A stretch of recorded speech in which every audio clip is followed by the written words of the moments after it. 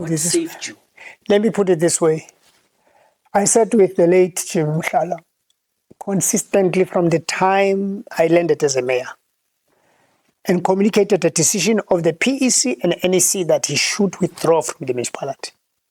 And I told him, bro, I want to advise you, and me and you have no problem.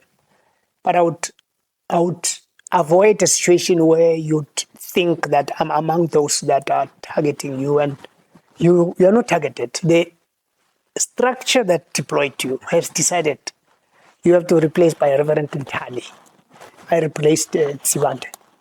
And when we meet as a leadership of the ANC PEC, we expected to implement the decision of the NEC, and you are going to create a difficult situation when we meet as a Dube's car. It was a new car with no number plates. I left Mpumalanga because almost every entrance of Mpumalanga, especially going to Joburg, was under surveillance, including the toll gates, for me if I pass. But the mistake they made was they looked for cars. That was including also this whole list of those targeted to be killed, because I was number one on the list. I was supposed to be dealt with first, and the deviation to Mhlala was caused by the fact that there was going to be the appearance. I avoided being anywhere in December and January.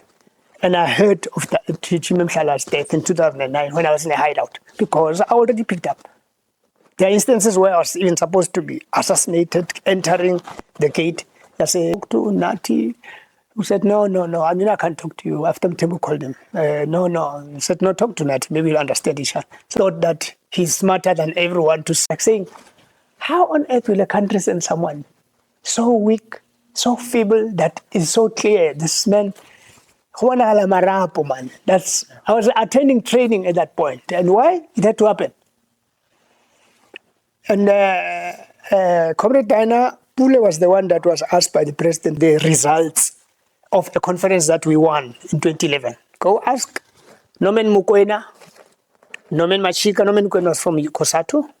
Norman Machika, who was from a printing company that actually duplicated the ballots. I confronted him at Sentin one day. I think there was a Lebu, Maile, and others, if they remember. We met each other on the center of Sentin. I said, hey, comrades, please. This is the man that stole the conference of Mpumalanga, who printed out ballots that they filled, and Walter Sitole was a computer man that had to then ensure that they...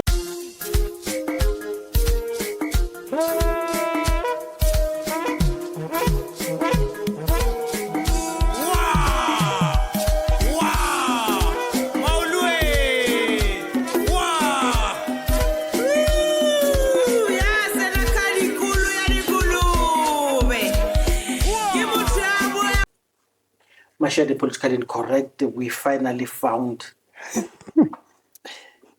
Comrade Lassy. When we speak about freedom fighters in South Africa who have been dealt a difficult blow, we talk about him. When I say he's one of the first whistleblowers, I'm not making it up. He's a living proof of what happens when dissidents, dissidents. What are they called? What are you? Dissidents? Well, dissidents. When you differ with the crowd, with the drama majorities. Yes. So when you go off the beaten track, when you launch a single mutiny of the struggle, when you deviate, when you feel that the dream is now deferred and you want to rebel against those who are deferring the dream, he's an example of that. And I'm going to give this opportunity to him to introduce himself the way because I tried to introduce him. He will introduce himself, and then maybe the first question will be, why is he like this? He's not the only one who has been poisoned. Others have been poisoned, but he will tell us the story of how he was poisoned. Then we'll unpack the story of Comrade Lassy. I'm going to use Lassy. Yes, please. Yes. Thanks. Chiwayo. Commander, please just take us through. I want you to start with your introduction and then the lead poisoning. Then we'll start to talk about your your history. No, thank you so much, Ntate Mashiane. And thanks for your patience, perseverance, and you've really been consistent in your pursuit. And I regret that it has taken long, but they always say that everything happens for a reason. Perhaps you had to come when there's been so much, because there's every possibility that would have spoken before July 6th, the day that I think should actually be declared Mkonazi Day. You know, maybe a national holiday in future. Yes.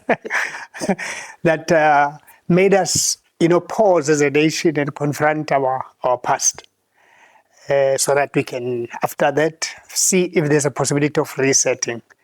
I'll talk about Lassy Chiwayo, perhaps as a third person. I would want to take myself outside that individual that I regard as a troubled soul and a very problematic human being that seems not to have experienced anything that is associated with calmness, stability, stillness. But from birth, when one traces and looks at that one individual's character, it looks like it went through serious turmoil, contradictions, fires that probably prepared it for something as yet unknown, because there must just be a reason why anyone experiences something in life that must actually be what defines a purpose. I was raised by a grandmother that says, we are born from the unknown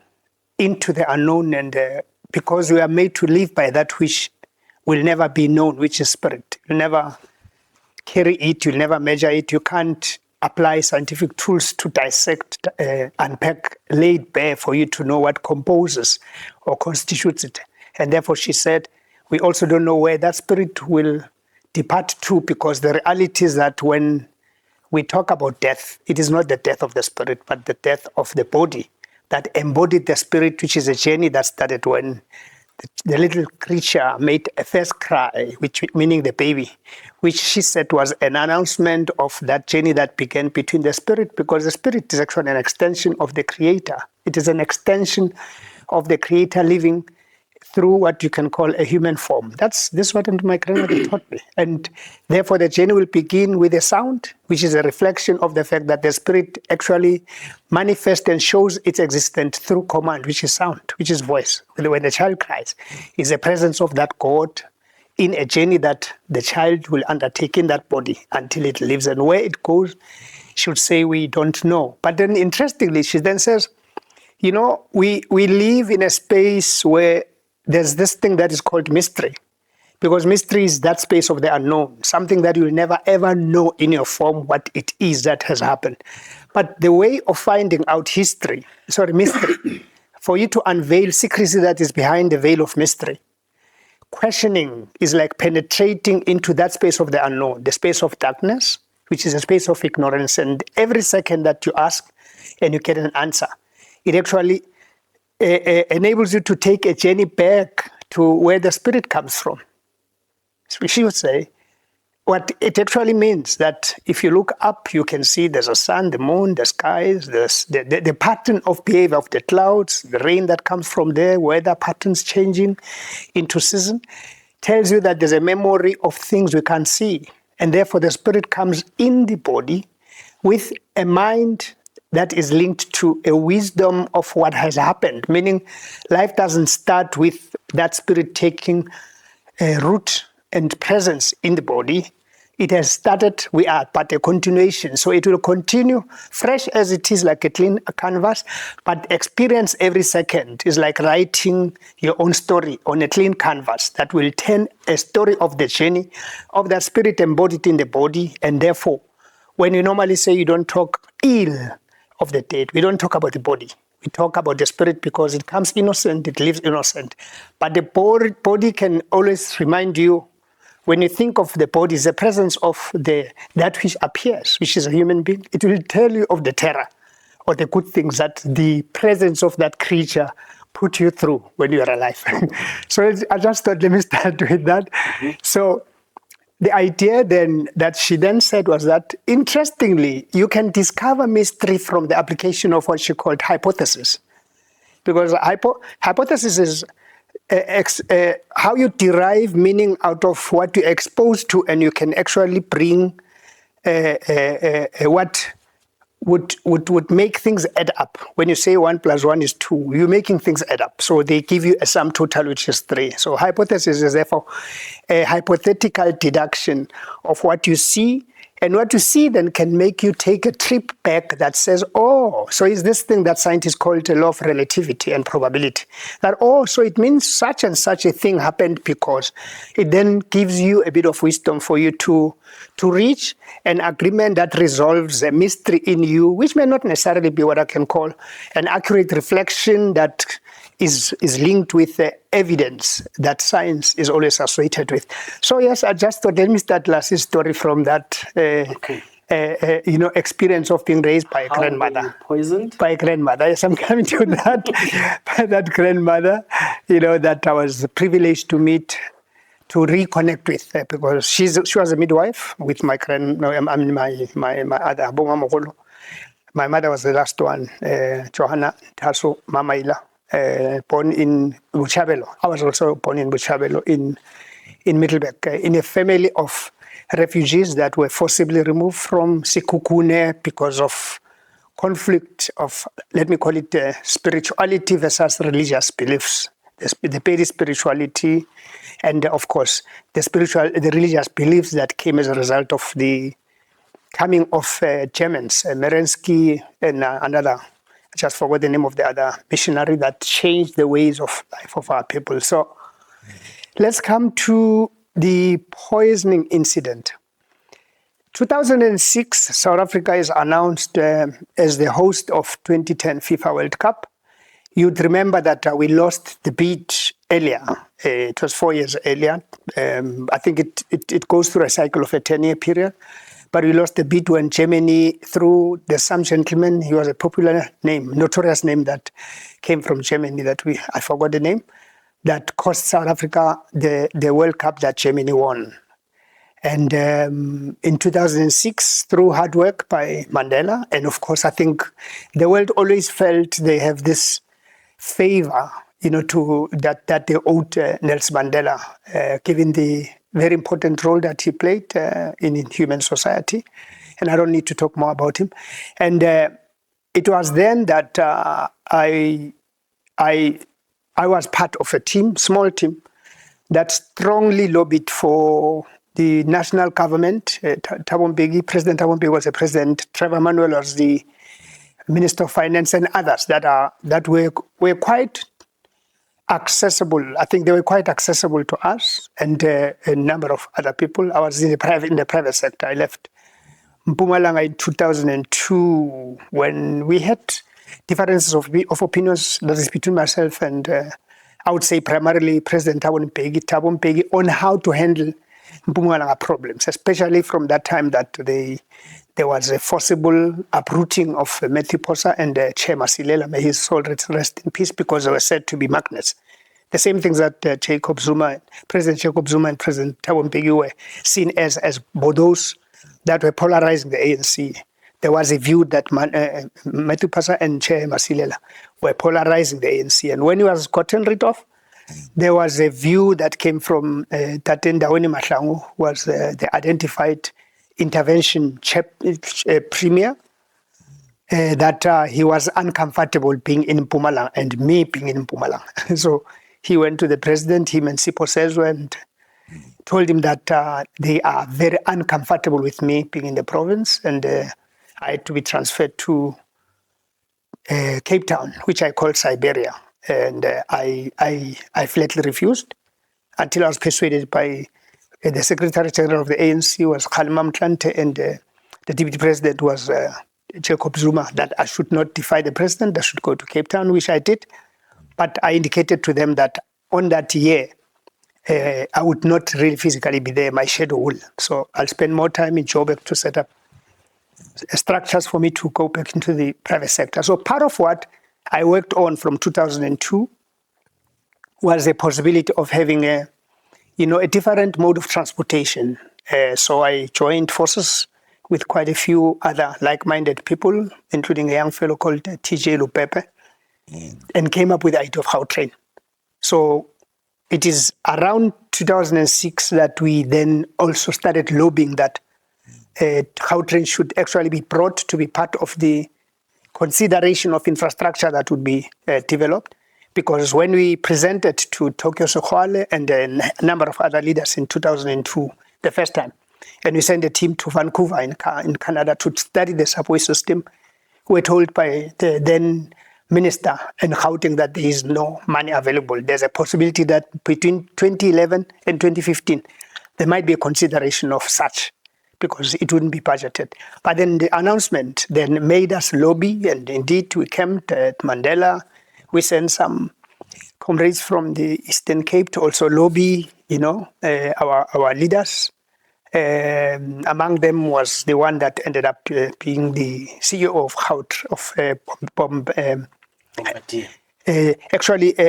SPG, which was a 25% empowerment component, because we approached a number of construction companies, including Murray Roberts, LTK, but Murray Roberts ended up agreeing, and so we then approached two other international players, but among those that we found were then Bombardier and the two, the Canadian and the French company that we brought on board. So on that basis, we then lobbied for the Gautrain to be considered, and indeed we had it integrated into the 17. There were 17 guarantees, so it became one of those things that we said, let it be done. Just after that, then I get approached by Mpumalanga, and at some point that they realized that I resisted. I think they asked our national leaders to intervene, that I should consider going to Nelspruit, Mbombela, because it was always in the news for wrong reasons. It has never had stability from 1992, 93 during the transitional local authorities. There's no single mayor of the ANC that finished, his term there. And given the fact that there were serious problems of corruption, the collapse of the municipality, in fact, around the time that I was approached, it was already under administration. They asked me to go there, having been a leader, of course, in Mpumalanga for many years when one was still young, and even when we were released from prison, we continued, playing a role. I was actually approached, even coming from prison, to leave anything and everything that I was doing, because the leadership knew that I was studying. But they said, you are among those that are going to be placed in Nelspruit. We'll find a way of... Interestingly, it was Pet Mashiane, Joe Nkuna, and Pax Mankatlane that were sent by leadership. I eventually found out that it was something that came directly from Lusaka, that upon my release, and Robben Island Prison, Botokyo, Mek Maharaj, always had a way of communicating with the national leadership on ourselves in prison and those that showed potential of growth and needed to be placed. So I left already knowing, informed from prison and outside, that I'll meet people that will tell me what the next, a commitment would be. And that's basically the reason I think the leadership of the ANC said, because I understand the dynamics of the province, I should go, be there. And they put it straight. They said you must be a troubleshooter practitioner there, but we'll find a way of placing you where you can play a role. At some point, I think there was a consideration of appointing me as an administrator, but eventually they agreed on a mayor, responsibility. And that's really the beginning, I think, of the journey of the most serious nightmare that I ever had to experience. And the reason why I delayed, because this came to my attention in 2006, just after the announcement. But the whole year of 2006, the remainder after the announcement in 2007, I refused, because I wanted guarantees from our leadership that if I go there, because they know, they know my experience, my history, and I should actually, declare openly that I got exposed to intelligence training in the ANC from age 15. So if you come to me, give me a responsibility. I'm not a shallow person. And that's what I wanted from Mandela, from everyone else. At some point, I think they even asked Comrade Matthew Posa to intervene to persuade me to go, because I was saying, I need guarantees that if I go there, I know that I'm going to first have to deal with the problems of monstrous beast-like creatures that are there that, were incubated in the system that was corrupted by the past. Remember, Mpumalanga was established on the foundation of at least 6 or 7 structures. The Transvaal Provincial Administration, the Regional Services Council, but don't also take away that component of the apartheid formations, the covert operations that were always linked with activities of what would be done in the underworld that would then surface as the securocrats. In other words, the enforcement of apartheid through repression using intelligence structures, the police, the army, but also activation of all security structures that were linked to Bantustans and the black councils, the municipalities. So all of those were part of a series, and in some instances, remember, repression also came in a form of what was called black-on-black violence, meaning creating enmity within the black community where they can fight over things that they shouldn't otherwise fight over, but there would be co-option of those that would be more like mercenaries. So Mpumalanga was very intense in terms of that. That's why there was a highest concentration across any other parts of the country. There was no highest concentration of the security personnel of the apartheid regime that operated. And the special branch headquarters was in Witbank. But all of those that dealt with foreign possible invasion, or actually the crossing of soldiers into, MK and Boko, but primarily MK, trained soldiers into South Africa. The concentration was more along the border between us and Swaziland and Mozambique. That's why the highest concentration of deaths, even of people that have not as yet been discovered, is in and around the farms in Piet Retief, the Emerlo, and all other areas that go even to the Nkomazi area. So the sensitivity of the area was to a point that I think in the consideration of the leadership of the genuine members of the ANC, it was based on someone that would understand the dynamics historically, but also the possibility of those. Among the things that I was privileged to experience was a number of sessions I had with President Mandela. And I think we had 3 sessions as members of the Youth League, but a small selected number to meet with O.R. Tambo. Both had asked us, never ever in the life of the ANC, to open or reopen any issue about who sold out or who were part of the enemy agents that led to the deaths of many of our comrades, some lured and killed in the farms, they were recruited hoping that they met members of the ANC, and indeed they were meeting Askaris. So there's a whole list of names that were shared and exchanged that came out after FW de Klerk delivered a box of such to the president and one of the deputy president. At that point that there were 2 deputy presidents, and that's one thing that those leaders ask us, never ever open that, because they want the ANC will never survive that, because the infiltration was so deep that it was even at the highest echelons, and a lot of that infiltration led to the cross-border raids and the deaths of many of our leaders, Bochoni Makatini and a whole range of others that I can't mention. So it was in that context that the deployment itself was actually not a political deployment. It was. It had dimensions of intelligence work that had to be done. So I'm raising it because that's then the beginning of the problem. Because the fact that we kept quiet with what we knew before we were arrested, even after we were arrested, with all that which the movement said we must never share, doesn't mean that we're not aware who were not actually part of us. But at any point in time that we're warned by the leadership, never ever get to anything that will cause friction and divisions, to a point that you'll want to look at people's back and to tell who sold out, who did not. So I knew that if I went to Mpumalanga, there was a greater possibility that I would then be targeted by those that already felt discomfort with my activism, with my leadership.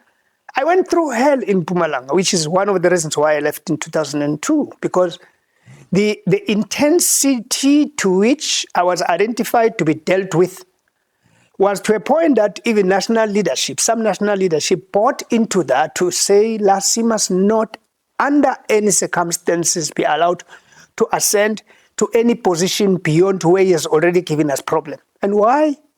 Why Lassy became a problem? Because we kids that were innocently raised by elders. You know, if there's any advantage that comes with being raised by elders, is that even when you leave the network of your own grandmother, you always look for wisdom from those that are older, because you inspired and propelled to, to value wisdom, or what you can call enlightenment. And when you get exposed to enlightenment, anything about light, I always say, is exposure to the truth, because light travels in straight lines. It doesn't. So therefore, a straight line normally with no prenda bugatti, iPhone ruler lento is straight. Straight lines basically tell you that it is something that is about the truth. So you're taught about the truth at a very early age. And the truth basically means you are critical, you are independent, you are taught between right and wrong, because, life is about how a child is raised. Because as I made that example, the fact that a child makes a cry is the first instinctive thing that happened, that they don't even have conscious control over that, but it's a way of drawing attention to say, please attend to me. Then in the process, intuition is the application of logic. They are able to pick up, when I cry, I get attention. But intellect develops when that intuition graduates, when they now know that, so it means I'm a creator. So I can actually create dharma by crying and get attention. So that intellect then makes the child realize, actually I can make this creature go wherever. As long as I cry, that's the language they understand. So in the process, that intellect evolves and becomes, intelligence. And intelligence is now being able to communicate when it goes far beyond just crying. And the wisdom is gained when the child asks more questions.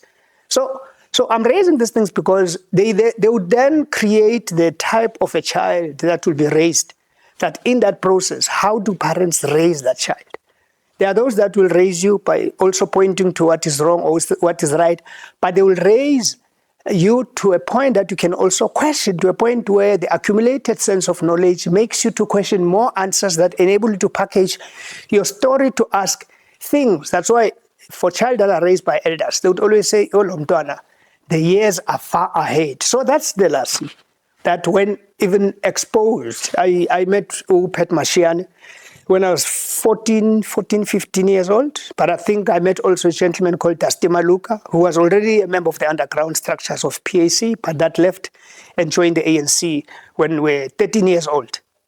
And at Mahobane, and so the exposure to these elders, and if you are taught to drill deep into the space of the unknown with an idea of conquering ignorance, it then becomes a pattern. And so that, I think, brought me into conflict even with elders, to a point that, for instance, I stood for elections in the Youth League and the ANC. Youth League, it was presidents against Malusi. In the ANC, it was against David Mabuza. It were the national leaders that were very tight. Some of them ended up fighting when now there were cracks between them. But when they were united, when Cristiano was still alive, they saw things from the same perspective, because maybe there was a common discomfort around that person. And I'm not suggesting anything. Please, I'm not suggesting, and I'm just saying that that's the reality of human beings and attitudes, that when they have a common enemy, they will unite. When you had a common enemy between 1912 to 2000 and when the COPE split, the only incident that happened that split the liberation movement was 1959. So it's a period of over 40 years.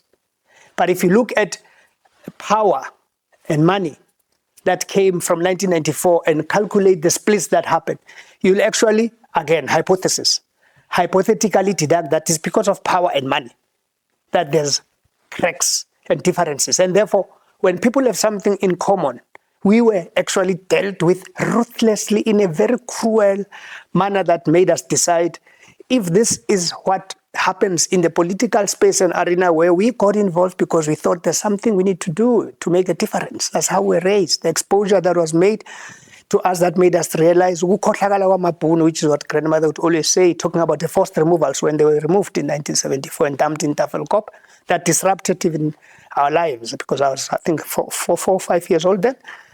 It's something that would then tell you that for some of us, involvement in the political space environment was spiritual more than it was really about seeing the activity as something that is about us. It was really more about selfless service of our people. Being born also in a mission environment is always something that I always say, but the tracing of the care, the love, the commitment, and becoming people's servants, for us it comes very deep from the roots of mission work, but we don't suggest that it's only started because Germans came into being, but it is Ubuntu, Botu. You know, that is the backdrop and I would say the foundation of our thinking. When you come into a space where now opportunities of involvement in the ANC create opportunities for career growth, for massive unemployed people that had no chance to go anywhere else without politics, that see a shortcut, because that's what happened in mass character politics when there's no longer risk involved with being involved in the political space. There are those that would join because there's something that they stand to benefit. Now, let me just bring a context of what will then come to the issue of what made me go through that pain, even of being poisoned. Comrade Matthew comes to me in 2004, 2005? 2005. Yes, 2005. And say, 1995, and say, I'm not comfortable with a decision that made you be removed from Mpumalanga and be dumped somewhere in the Senate, because for all I care, in all the lists that candidates of the ANC voted for on who should go to parliament, you actually even beat me. This is Comrade Matthew. Says you beat me in numbers. In the province to national, you're number one. And the gap between my name and your name was so wide. In the province to province, you beat me. No, it was number one, not the province, on the province to province. Then there was a list that was voted, the third list was for the Senate. Also, it says, I never understood why the Youth League will take a decision that you must not be in parliament. And we then find out that there's a delegation that left in Mpumalanga and caucused with another delegation, the Youth League, and caucused with leaders of the ANC, that this one must not be allowed. Because I was the only NEC member, by the way, that came out in the list, an active NEC member. The rest were already out of the NEC, Abunet Keka, Abu Cherindo, and many others. I was the only serving leader, and of course, Ignatius Jacobs, yes, from Gauteng, who was already, almost 35 years old. He was about to exit, but at least elections took place when he was still under 35, and. They even ended up saying that there was a Lassy resolution in the NEC that no Youth League member must be part of that. And Matiba, maybe it had an interaction with Comrade Matthew, said, no, but how would anyone deny the Youth League from being part of where power is? And we had a one-on-one with Matiba. He says, no, it's fine. Leave them to take you out, but there will be a way of getting you in parliament. And indeed, I think it was a determination between the two of them. And my name was, was left to be in parliament. We had two houses. The Senate, I was the youngest member. Actually, history has it that I was the youngest ever member to serve in the Senate in the whole history of human beings. The gap between myself and the oldest person was 57 years. It is Thabo Mbeki's father. That's how young I was. So I'm bringing that because then it then became clear that the problem of leadership tensions was linked to transition. There are people who felt that Matthew Posa was favorable. I was a blue-eyed boy. And it made things worse when he appointed me in 1996 to then become the first MEC of Sports, Recreation, Arts and Culture. When the Nationalist Party withdrew from a government of national unity, I have never experienced such hostility in my life, where even those that I thought were together in the Youth League and the ANC started really displaying the worst hostile. And I think it is around that time that one did not even notice that they then began a group that felt uncomfortable with Matthew Posa, and they were even beginning to say, why would he leave all of those other members of parliament that were backbenchers and appoint someone in Cape Town that would then necessitate someone to be removed? It was the first ever such experience that there was a deployment from national to provincial. And it really brought a lot of negative energy. And I think when it culminated with Ndaweni Mahlangu and Sipho Sezo Masango going and meeting with the president, and for me, then made me realize, no, it is time to leave, because the leadership I knew of a behavior of O.R. Tambo and Mandela would have been, and it has happened many times, that when a comrade comes and whisper about another comrade, those are the type of leaders that will call the one you're whispering about. And they'll tell you, no, just sit here, call the other one, or arrange, if that comrade is far, for a day when you will actually come and be told to talk in front of him. So for those ones that if they had conflict with me, and because they had an ear on the left-hand side of the president, because, the left-hand side of the president is on the side of the heart, that means that is the ear that can only listen to the feelings of that person with the total disregard of the external. When they determined I had to leave, I said, I'm not going. If they had the power to coordinate a meeting with the president, then I should have invited and listened to them. And that's the same reason why I reacted the same way, consistently. When President Thabo Mbeki came, because 5 members from the Mpumalanga leadership, we sat every Monday. These 5 never said any problem about problems of the province, but they were able to, through the late Jackson Mthembu, may his soul rest in peace, influenced by James Nkambule, that had a problem over challenges that had arisen between him and Matthew Posa, because there was a motivation for him to be appointed to serve in the Parks Board, and I want Comrade Matthew Posa and Steve Mbuisa, may his soul rest in peace, may their soul rest in peace, where I said, the problem of exposing a youngster to power and money when they are grounded is that they will give you a serious problem. And, I don't want to deviate. If you look at what James Nkambule has been, it is the same version of a problem of what Julius Malema became. Because when you expose youngsters to power, authority, and involve them in battles against other elders, they'll use that very exposure and benefit of being exposed to deal with you if they can't get their way, because you already made them aware that, oh, by the way, we can get rid of them by coming together. If you want to get rid of them, you will not dare use a stick against them, because you already elevated them to believe that they are at the same level as you. Will never discipline them. And that's basically what has really messed up the ANC. But I'm raising all of that because I'm trying to paint to you that how we're raised and how we behave based on how we're raised, that was aligned with, I think, the line of the ANC. Because the ANC is a movement of the people, and naturally it will be something that is a reflection of the values that we are taught from Ubuntu. The problem that we had experiences that we tried to behave, handle things based on how we're raised in a manner that places the ANC and our people at the center and not our own personal interest. And that's basically what led to the conflict I had that, as I made that example of Matthew Posa that then says, no, I'm approached by, and I feel bad that I talk about the name because he can't defend himself, but at least Comrade Matthew would not dispute that.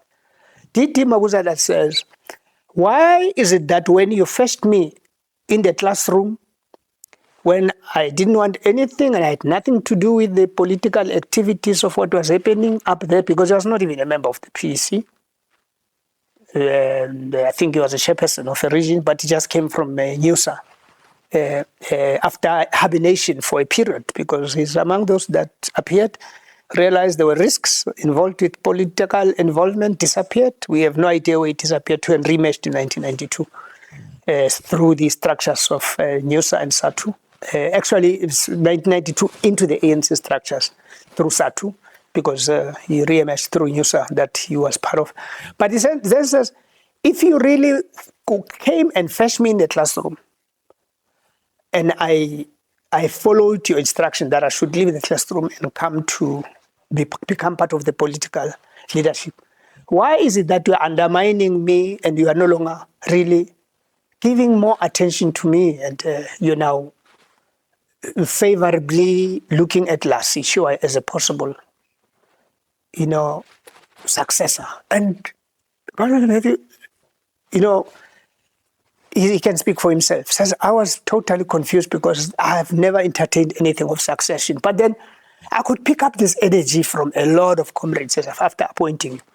And that's when it became clear that there is a deeply embedded problem of repugnance, an attitude of having me dealt with, isolated. And so I knew going back to that Bantustanization space environment, because when I said to you that the ANC was made up of all, and even the provincial government, sorry, was made up of all of this, there was a lot of strong inclination to Gangwane, Wandebele, Kazankulu, Buputatswana, Libuwa, Andara Mudike, and all of those systems, you know, were migrated, or structures were actually part of the foundation of Mpumalanga. Maybe in the wisdom of Comrade Matthew Posa, the idea was to learn from, you know, the past. But I think what we did not do was not to then interrogate the risk that was associated with bringing of an old culture associated with the corruption of the old systems. And, you know, in a space where leaders are focusing more on construction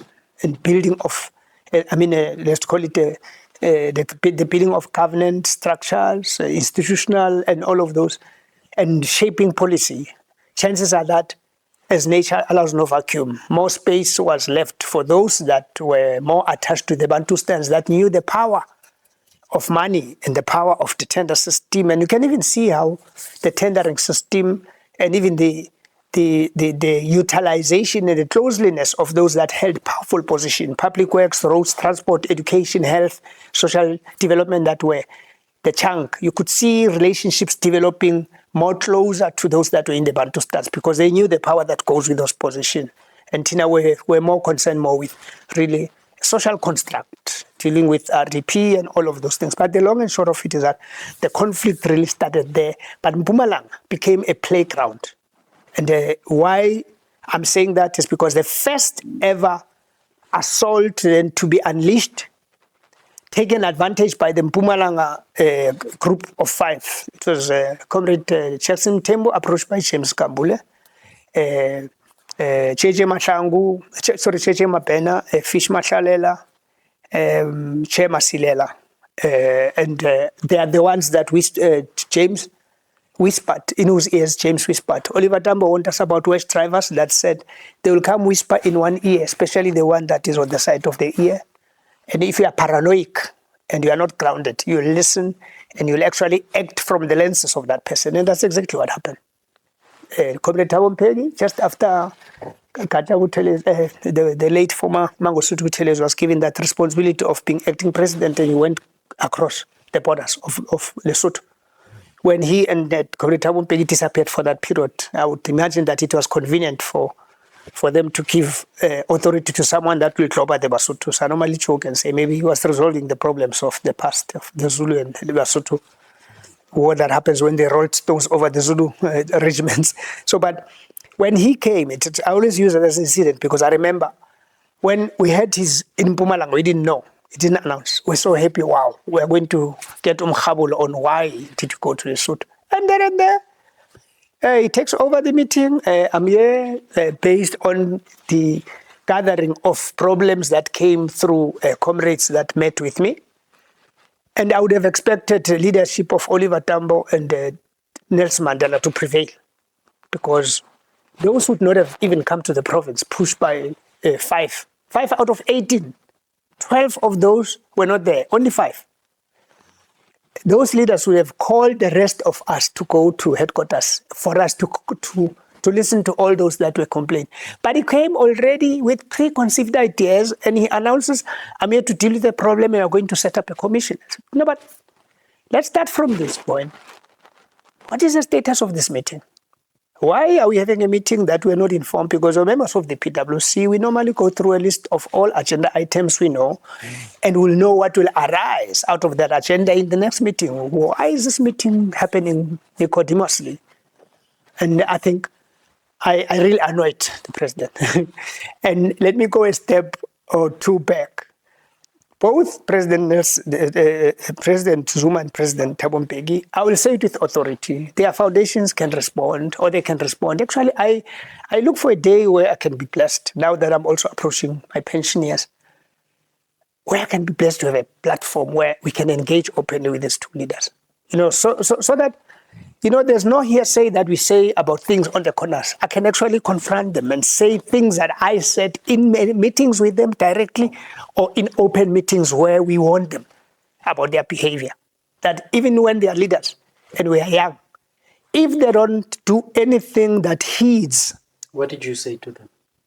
Okay, this is what we had to say. Okay, the first, 1990, we are confronted with this challenge that there's potentially going to be a contestation between Chris and Thabo Mbeki, may his soul rest in peace, Chris.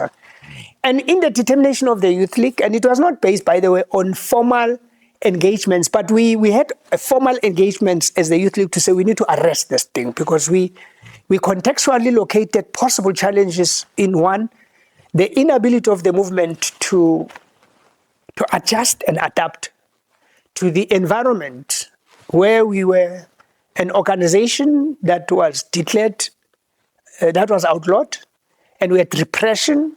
We had internal organizations that had to operate under repressive conditions. Some of us went to prison, others in exile, others went to underground, others joined the intelligence, others went to join MK, others were sent to foreign missions when OR Tambo set up the foreign mission. And obviously using Lesotho, Botswana, at some point, Swaziland, and eventually, Lusaka, especially after the ANC was driven out of Swaziland when Sopuza was in charge, King Sopuza, and the Nkomati Accord of 1984. The mission set up outside was made up of, yes, comrades that belong to South Africa, but always bear in mind that nomadic life. In other words, when you are detached from a country of your birth, you are highly likely to be susceptible, exposed, and vulnerable to influences that would be more around the spaces and conditions where you are. New relationships are established away from the areas where you're born, geographically, the ethnic groups that you're part of, religious, cultural, and all other influences. You come as a completely different segment, and that the exile will then be a plethora of a variety of, behavioral patterns that are a reflection of where those leaders were.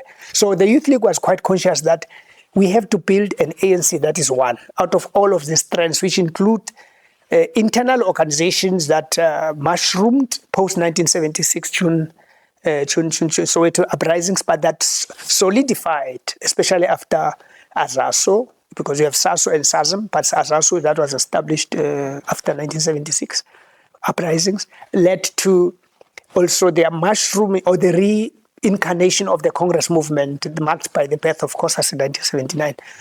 And all structures that were then coordinated, that were part of what you can call the charterists, led to the formation of UDF. So we created a powerful internal organizational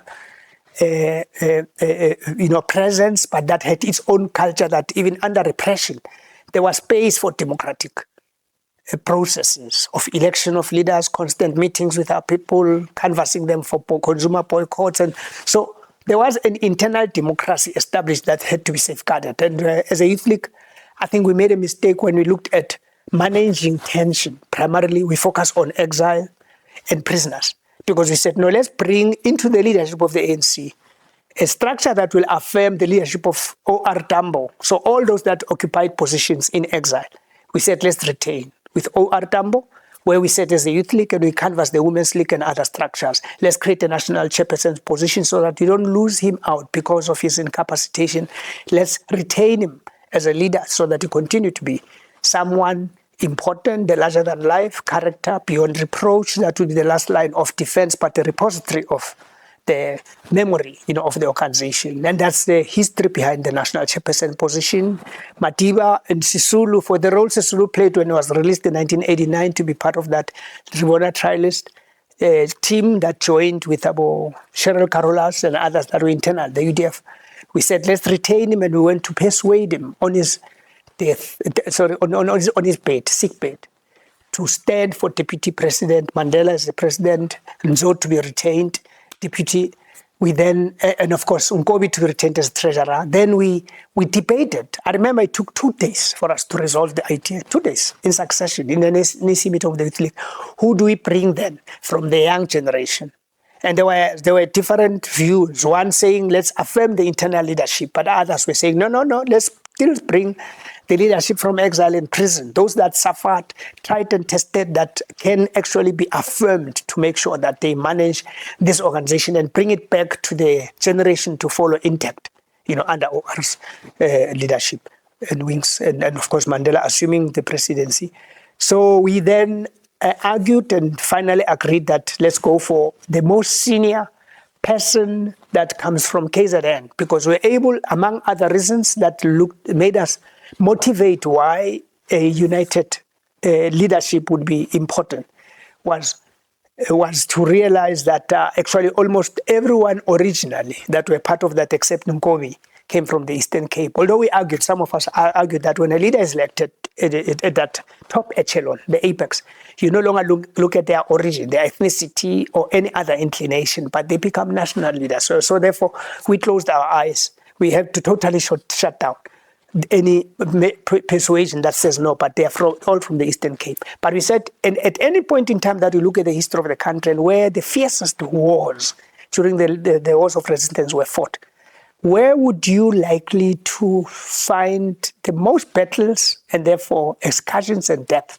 And you said a lot of massacres and of deaths and what have you came, the flashpoints of the resistance movement came from the Eastern Cape and KwaZulu-Natal, but also the centrality of sensitivity over, because national question, especially in the African context, must always be sensitive also to all of those narrow geographic, narrow ethnic, and we thought you can't have historically the leadership of the ANC without someone coming from KZN, and the expressed epitome of seniority found its expression through Jacob Zuma, and that's when we said he can come in.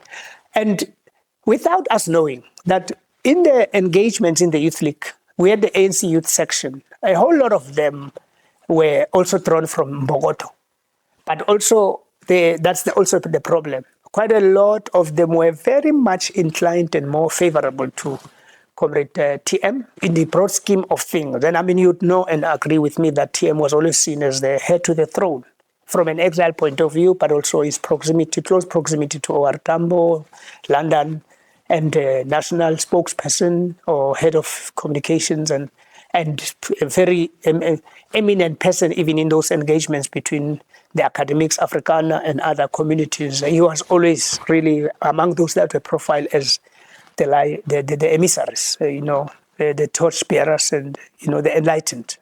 And so there are those of the youth section that felt, I think, a personal loyalty inclination to a point that we actually got shocked at some point that there were literally those that were taking discussions and debates of a youth structure to the elders.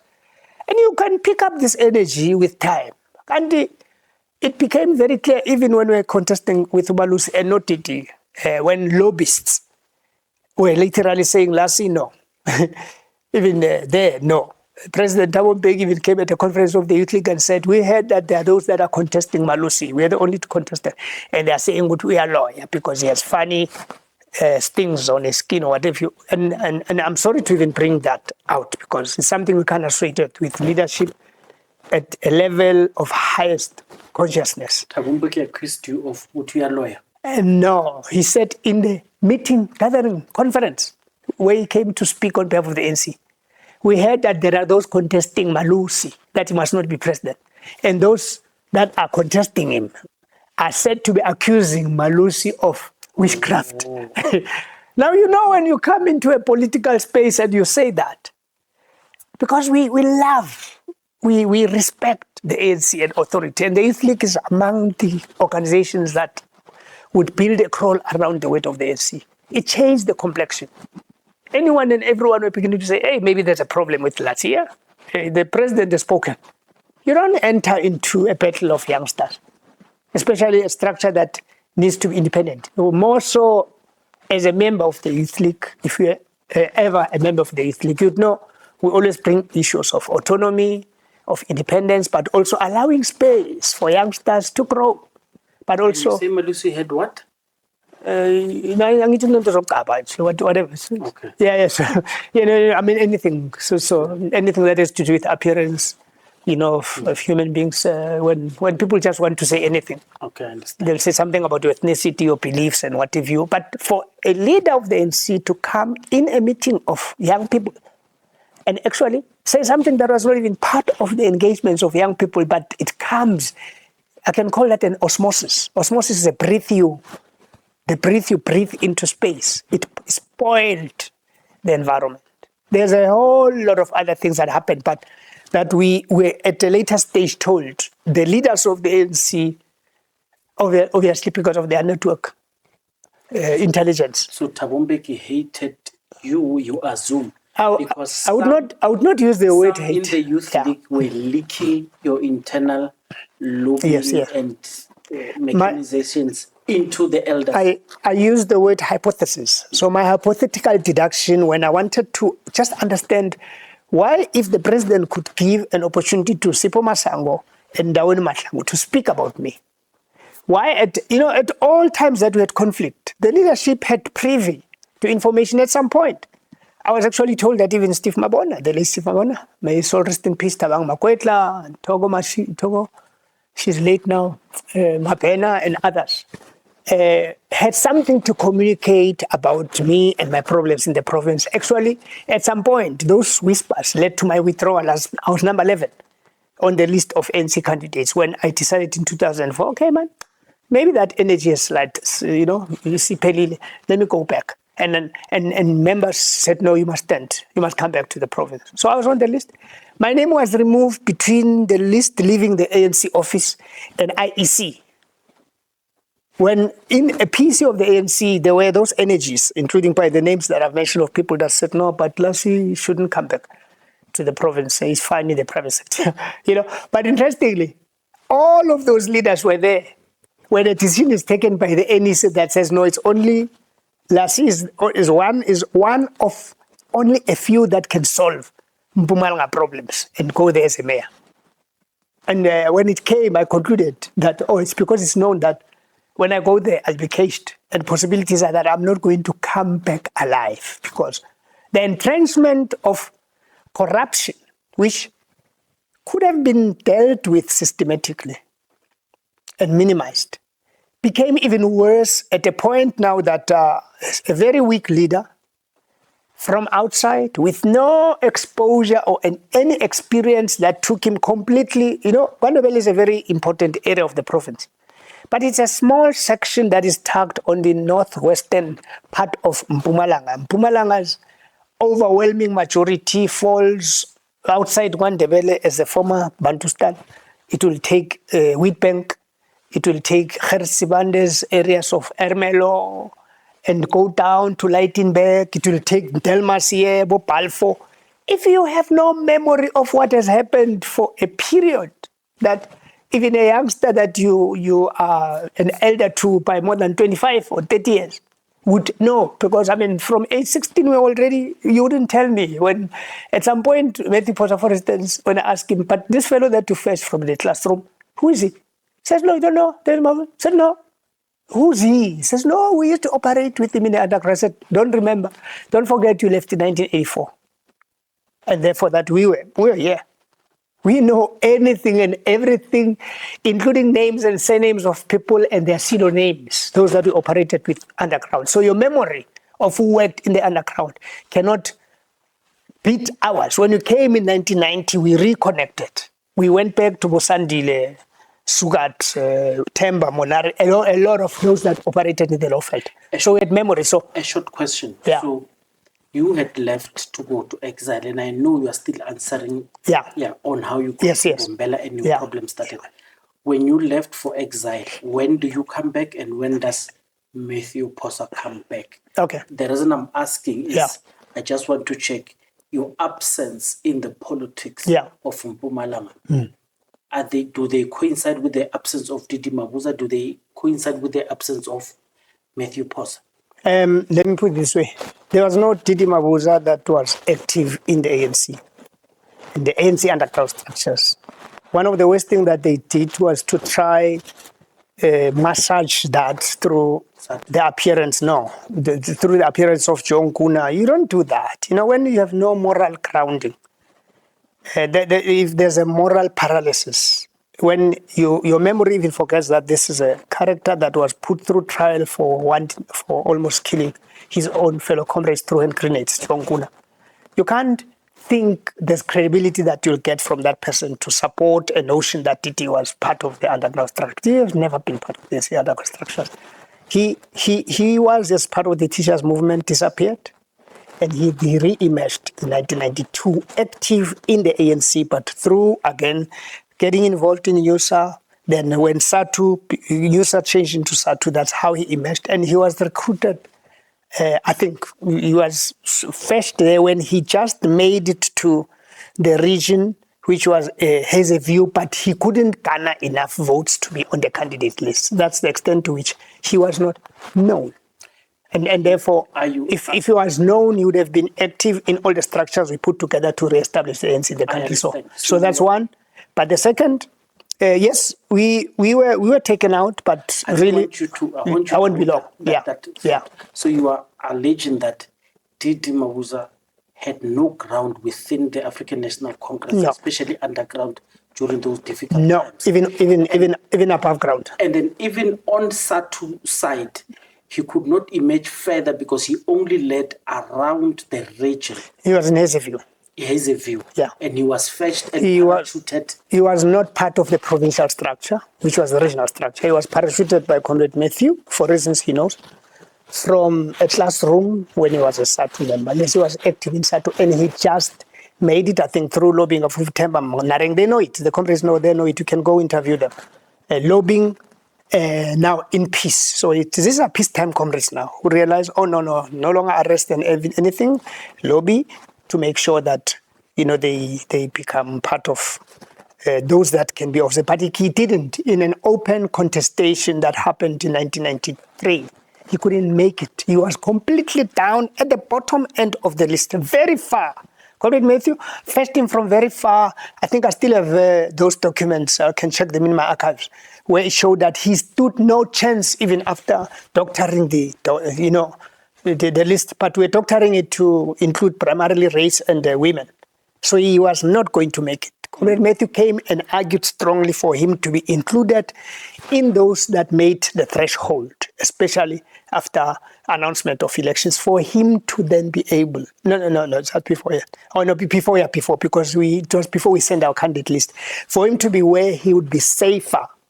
And I asked him, but who's this man? And he said, Lassy, let's talk about that.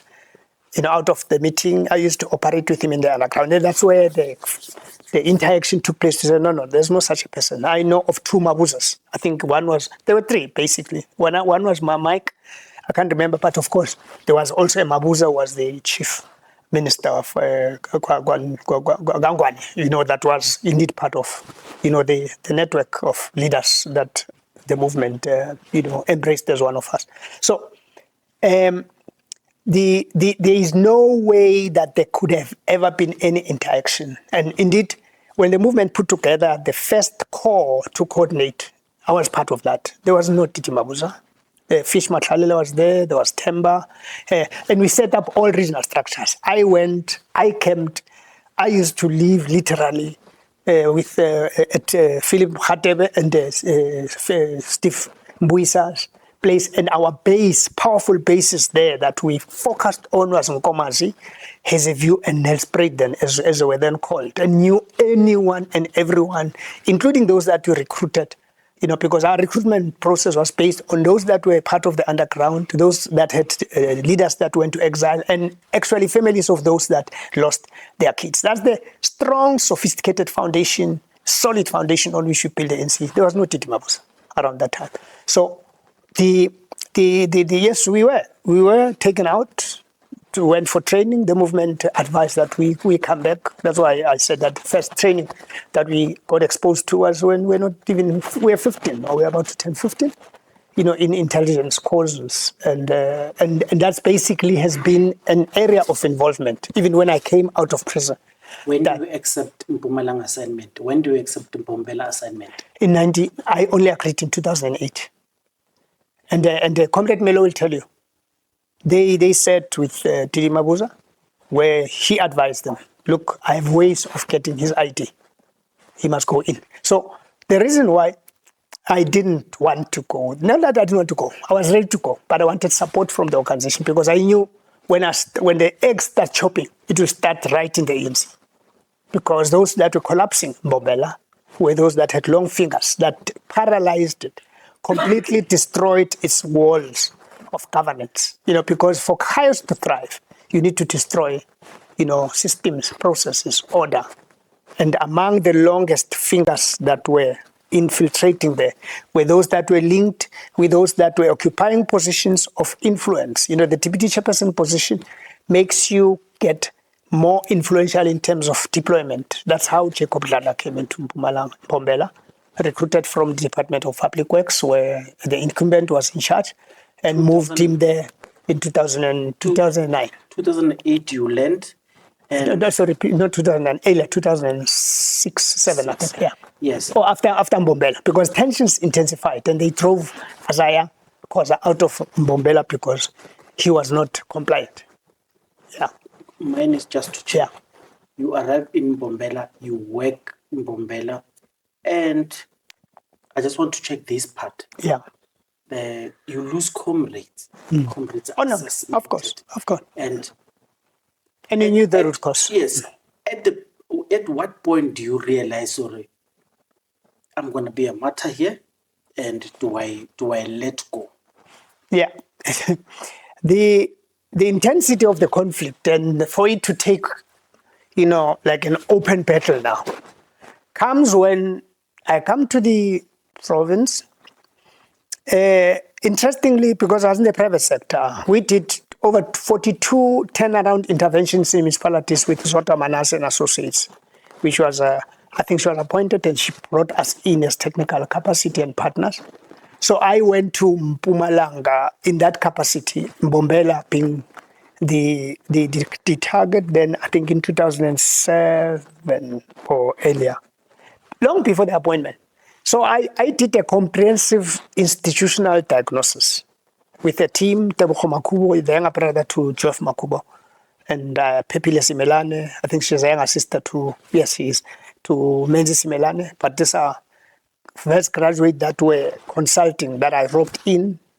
And at some point I went, I think there was a David Mabuza as well, that I brought in from his own consulting.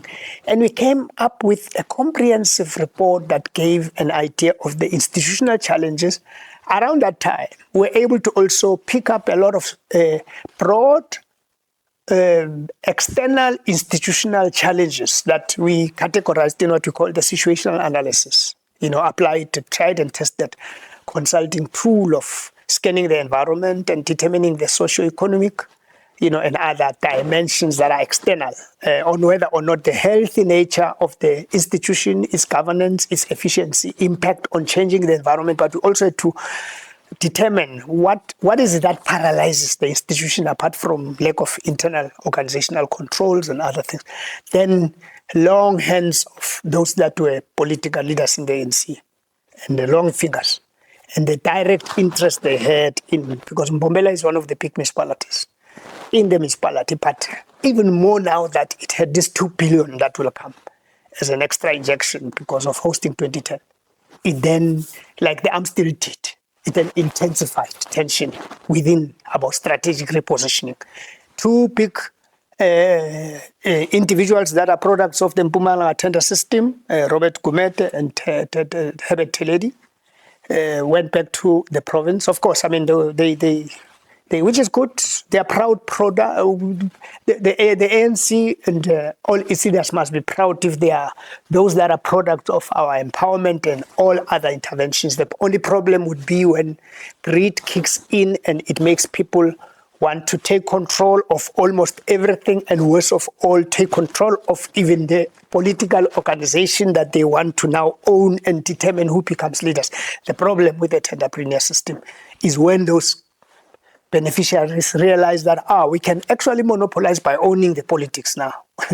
So they were contestants in that, and the incumbent whispered to both of them that Bashana, you are favored, including, and that's where the Chimimshila dimension came, including in the lobbies, him assuring Chimimshila, no, the horse that you go with, which was not the one that ended up finally winning. So the crux of the Mbombela problem was the external business interest that recruited internal players but placed other players to make sure that things are aligned in terms of the internal processes in the administration, but also determining who becomes. Justice Nsibande was fetched from nowhere as well, recruited, like it happened. I can assure you can go to Mpumalanga and ask. A whole lot of new faces, right up to now, even the conference that we have, quite a significant number of those that, if you follow them, you will not find anything that links any one of those, unlike, Desmond Mwela, Desmond Tumisa, Mokako. There's a few very good comrades that came from the Youth League that I can confirm. These ones at least have had an experience of going through the ranks of the Youth League, growing there, and not having in mind when they got involved in the Youth League, occupying positions. But there are those that were recruited specifically, that mushroomed from nowhere. Others even became premiers, and others are that were literally caricature handwork creatures fetched for a purpose of ensuring that space is occupied in the leadership, in the membership, but the leadership, so that aligned people are part of that. And that's basically what has caused this paralysis, in the organization, because unlike in the past that when communities gather, the elders would say, "Mtana way to lawyer," and they would know where that person comes from a background that would be 2-3 generations back. If you have people with no memory, what happened? At least, 10, 15 years ago, worst of all, those that may have come, post-2020, post-2000, you would definitely have a problem of dislocation of those individuals, because they are not, and they cannot be attributed to anything that justifies how they occupy those positions, because nothing in their life tested them that took them through rudimentary development and evolution process of leadership. So the problems of contamination of Mpumalanga is exactly that. So what then happened, the first conflict was when I came and gave them a turnaround strategy, Saki Mbombela turnaround strategy, that we can talk about. It's a document that, is a living document that we can take, hours talking about. That is basically what we use to stabilize. I gave them to, what happened is, when I was appointed as mayor, the same incumbent goes and dissolve a REC of Nhlanzeni, because there were already talks about the possibility of Lassy being approached to consider standing, which, by the way, is confirmed by the fact that, and I feel bad that he is not there to talk on his behalf, but I've raised this thing publicly, never challenged them when you're still alive, that in 2004, just after Thabang was elected as a chairperson, I get approached by the same incumbent that says, "Hey man, the next conference contestation will be between me and you." And I said, "How do you know that?" He says, no, it already came back, and it looks like a leadership from my region has already approached you and is talking that you are going to be considered. There was a Mos Mabuza then that was alive, Mos Gananda in them, and indeed, at a later stage, maybe after a year, they approached me. He says, "No, I want us to manage this thing." It's Titi Mabuza. So he says, the late Titi Mabuza, he says, "There's this thing that I want us to manage. I've been a deputy chairperson since Ndawede Mahlangu's time, and indeed, he played a pivotal role, because where tensions between him and Comrade Matthew started, because they were very close, was the fact that he weighed the opportunity when he realized there are those that are sent by Comrade Thabo Mbeki as interventionist in the province. He aligned and distanced himself now, not wanting to, and aligned with those, because, that's how opportunistic elements function. A little opportunity that is available, they move in. And that's how he slowly built, under the reality now that there's no memory at the one at the helm who doesn't know, because you can't. You can't, Chinese have taught us that when you want serious progress in any municipality or city or province, you take the most experienced human beings that understand how they've dealt with problems that have grown, and you can see and measure the impact they make where they come from. And so there's no one that will be deployed in Mpumalanga because they're born from there. You can find someone from the Eastern Cape because of their experience. So when you find someone that you bring in, it must be someone who at least has an experience that has been at the helm, but also that has evolved to a point. That's why I was making an example that Ndaweni Mahlangu, and I respect him, was a product of a very small corner that would not have enabled him to know. It takes 2.5 years minimum for a person to familiarize him or herself, even in a church or a club, with dynamics that involve human beings. Human beings are the most complex creatures, far even more complex than dinosaurs. The most complex creatures, because of their sophistication. So if you have no experience of handling dynamics that make you understand who's who in the zoo, forget it. And so it created space for the incumbent to then build his support and obviously align with the ones that he will consolidate. But he was very good with going to recruit outsiders and create parallel structures. Very, very, very effective. Structures that would have power outside of the organization. That's why the leadership, when I was listening to someone talk about a certain MCB at Mpumalanga commission who had a farm and that he was controlling people. When you come to the farm, you already know you are part of the inner circle. Is how he operated. Pabaton was that part that was running anything and everything. Typically like in Kandla, that most important meetings that will determine the direction of a country will take place there more than the formal elected human beings. That's backwardness. I'm sorry if I'm using that brutally. It's really backwardness when society evolved to a point that authority and power is given to an elected structure, and you'll have your own, kitchen interactions that would not take into consideration resolutions of your own conference that elected you. So, but that's basically that contamination. And so, when I gave those guys that serves in the REC that he installed after he literally he dissolved the one he found just to make sure that there's I call them gangsters at some point. There's a paratrooper majorate, mob psychology type of leadership that will be more like zombies that will listen to his whistle from the farm with no capacity to exercise their independent mind. And they will, they'll fall in a line like zombies. I've never been to the DD farm. Who, me? Yeah. No. I am sorry to put it that way. When one of the senior comrades of the ANC tried to bring us together, it was before Robben Island, and I was supposed to be paraded at Mbombela Stadium, invited by forces close to him to say, please come in the spirit of unity. We want you to be seen to be raising hands. And I went to listen to that senior leader she was part of the top 6, to say, please, I want to iron out tensions. And I said when I was in that, I was at some boutique guest house where I went. And the other one was waiting, the big funder was also waiting to say, no, Lassy is coming with Ronald. These are 2 faces that will project that Mpumalanga is united. Then I sat with them and I said, Munda, tell the leader, why are you fighting me? I said, no, if you can just tell me why, after so many years he's made me his target, then we can talk. No, man, let's forget about that. I have a plan. I'm going up. And, that thing that I promised you, when he approached me, he said, please, that time that I told you that, he says, let's stand. I'm deputy. I'll rise, become the chair. You come in as a deputy. I said, no. I don't bargain over things that belong to the branches. How on earth you talk about leadership when you just elected? No, man, these things need management. I said, no, let's put it this way. You've been a deputy chairperson. At any point in time that we're identified, and there's a feeling that you must be elevated, I will not contest you. Let me make that commitment. On whether or not I'll stand for deputy or whatever, let me interact with you. In other words, that old saying, let's cross the bridge when you get there. Let me interact with you. I don't think he was happy.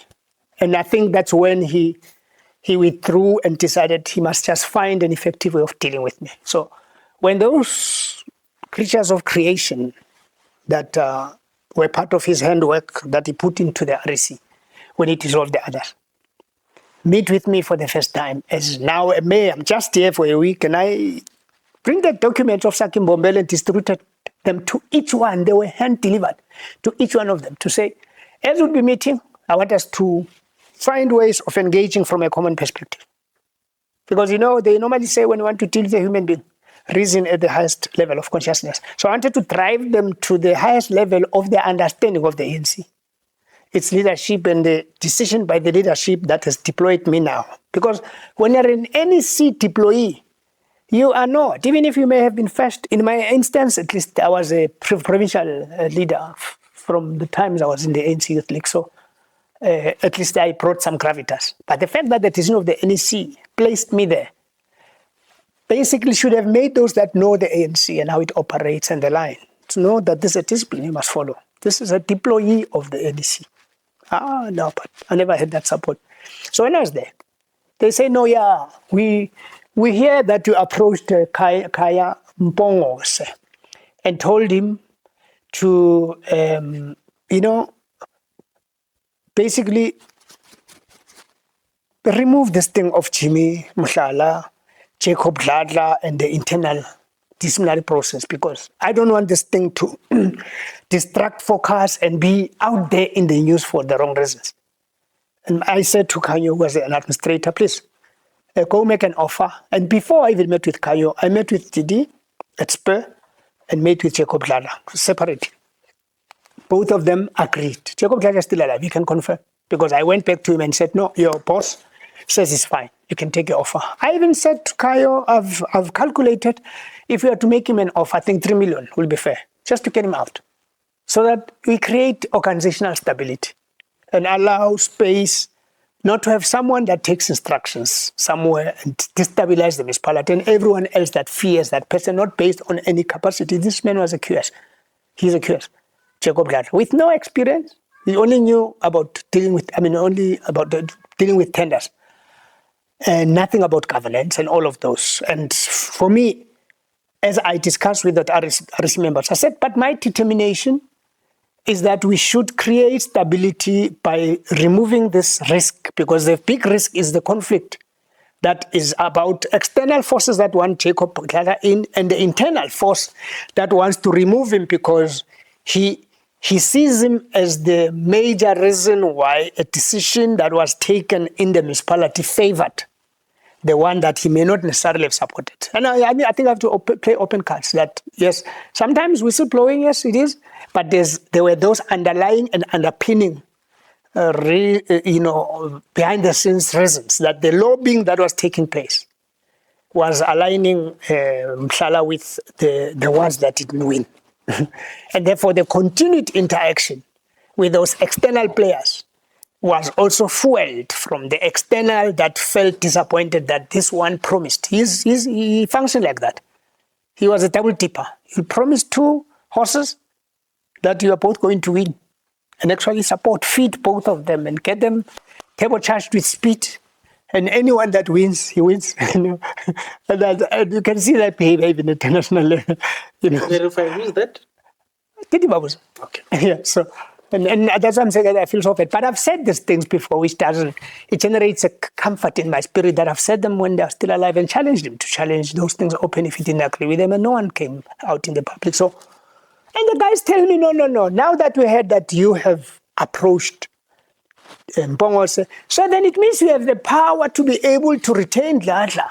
We'll support your Mbombela if you allow Jacob Dladla to continue without charges. Suspend that very process of internal dismissal, because then you displayed and demonstrated power that you can stop it. And I said, but where's logic? What if the very problem that you see, the very solution that you see as a solution to Mbombela is actually the same problem? Let's engage. I gave you documents to read. Go read. Come, let's meet. Do you think they want to read? No. I was told in that meeting, hey, don't come here. We are not even from here. We are from N4. Don't come tell us nonsense here. We are telling you to go implement. Jacob Dladla must stay. And remove Mpongose, then we'll support you. And I said, guys, leadership is like, when you talk about geography and you are told about agents of erosion, there's particular characteristics that will be linked with the forces whether it's wind, it's floods, it's water, it's heavy rains, it's storms. There's characterization of those forces that will determine whether you get destruction or you get construction. I'll just make that example. Now, if you have not gotten into the character, analyze, and look at the institution and the contribution of lack of leadership, that vacuum, because the paralysis of the organization is as a result of not just the political, but the administrative deployment, but also the external. But I said, go read, because then we'll engage and find common solution, because life is about problem solving. You can't come dictate to me, because this is the reason why I was brought here, not to come listen to you, but engage with you as a leadership structure. I'm saying that despite the fact that I know that they are an illegitimate structure that was born in the space of the dark shadows. Yeah, because in Mpumalanga, you wake up today, tomorrow there's a branch. Sometimes branches created by people who are dead, which only need just IDs. You know, I mean, I'm not going to get into all of those things. And there are also communities there that have a lot of undocumented foreign nationals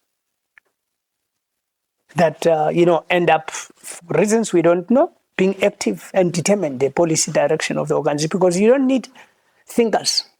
You need people who can sit on benches to occupy that number that make them qualify for the threshold of a branch. So I sit here and I know that this is a creation from dark forces. But I will nevertheless still engage them on the respect that they are here portraying themselves as leaders that are occupying REC positions, and they've invited me to an REC office. So I'll give them that respect. But deep down, I was quite conscious how they were. Not necessarily that I was aligned to the ones that were removed. There were challenges even with that. But, that's when the conflict started, because I was then told there, if you don't go implement the decision, and one of them even calculated, you are left with 3 years for your term to finish, you'll feel like it's 9 years.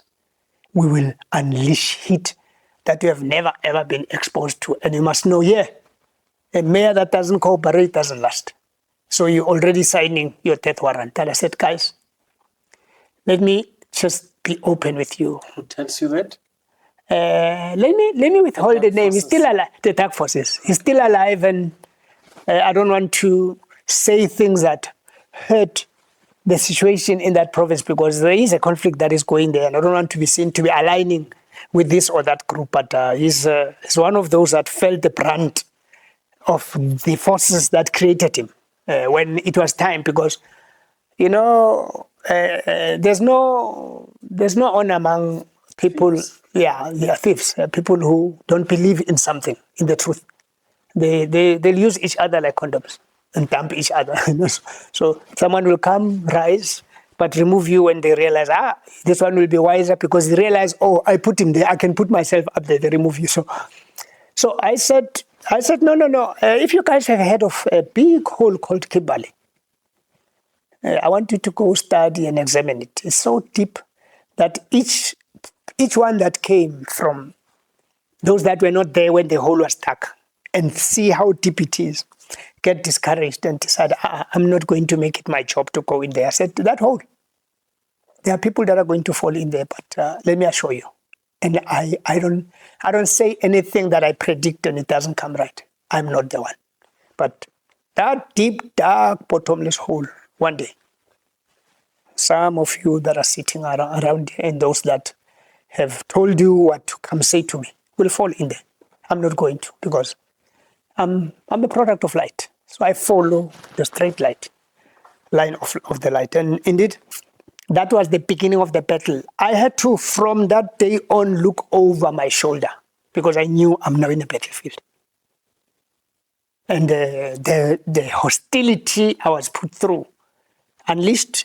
And the worst is that then it becomes a hostility of the REC. Then we go for contestation. And by the way, you can go ask even those, let me give you 3 names of people that you can go ask. What happened to the results of a conference that we won in 2011? Go ask Norman Mukwena, Norman Machika. Norman Mukwena was from Kosato. Norman Machika, who was from a printing company that actually duplicated the ballots. I confronted him at Sentin one day I think there was a Lebo, Maile, and others, if they remember. We met each other on the center of Sentinel. I said, hey, comrades, please.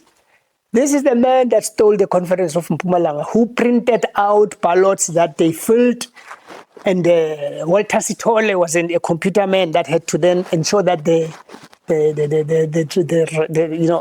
results at a tally with the members that were voting, the numbers and all of that. He was a numbers man. And I said, that is what happened. And at the point that it came to attention, word came and comrades convened a meeting at Tegwani Estate to say, no. There's something that came to attention. I said, no, I know, we already picked up. Because what they did, they stopped everyone that were part of the component from going into the counting. There's only 2 or 3. It was Kosi, was the mayor of Tanzania. I think it was PJ. But they made sure there are tables, 18 tables where there was none from the ones that we have monitored on our behalf. Just to make sure that there's no memory of each and every table that will be tallied when you reconcile the numbers. And interestingly, that which happened, which also, Comrade Jeff and others that came from the NECT places, when we left there and we could see the singing, those that were singing in your favor, that were concentrated in a corner, it was over 75%. I got a shock of my life when the announcement was made that we lost conference, and a whole lot of others.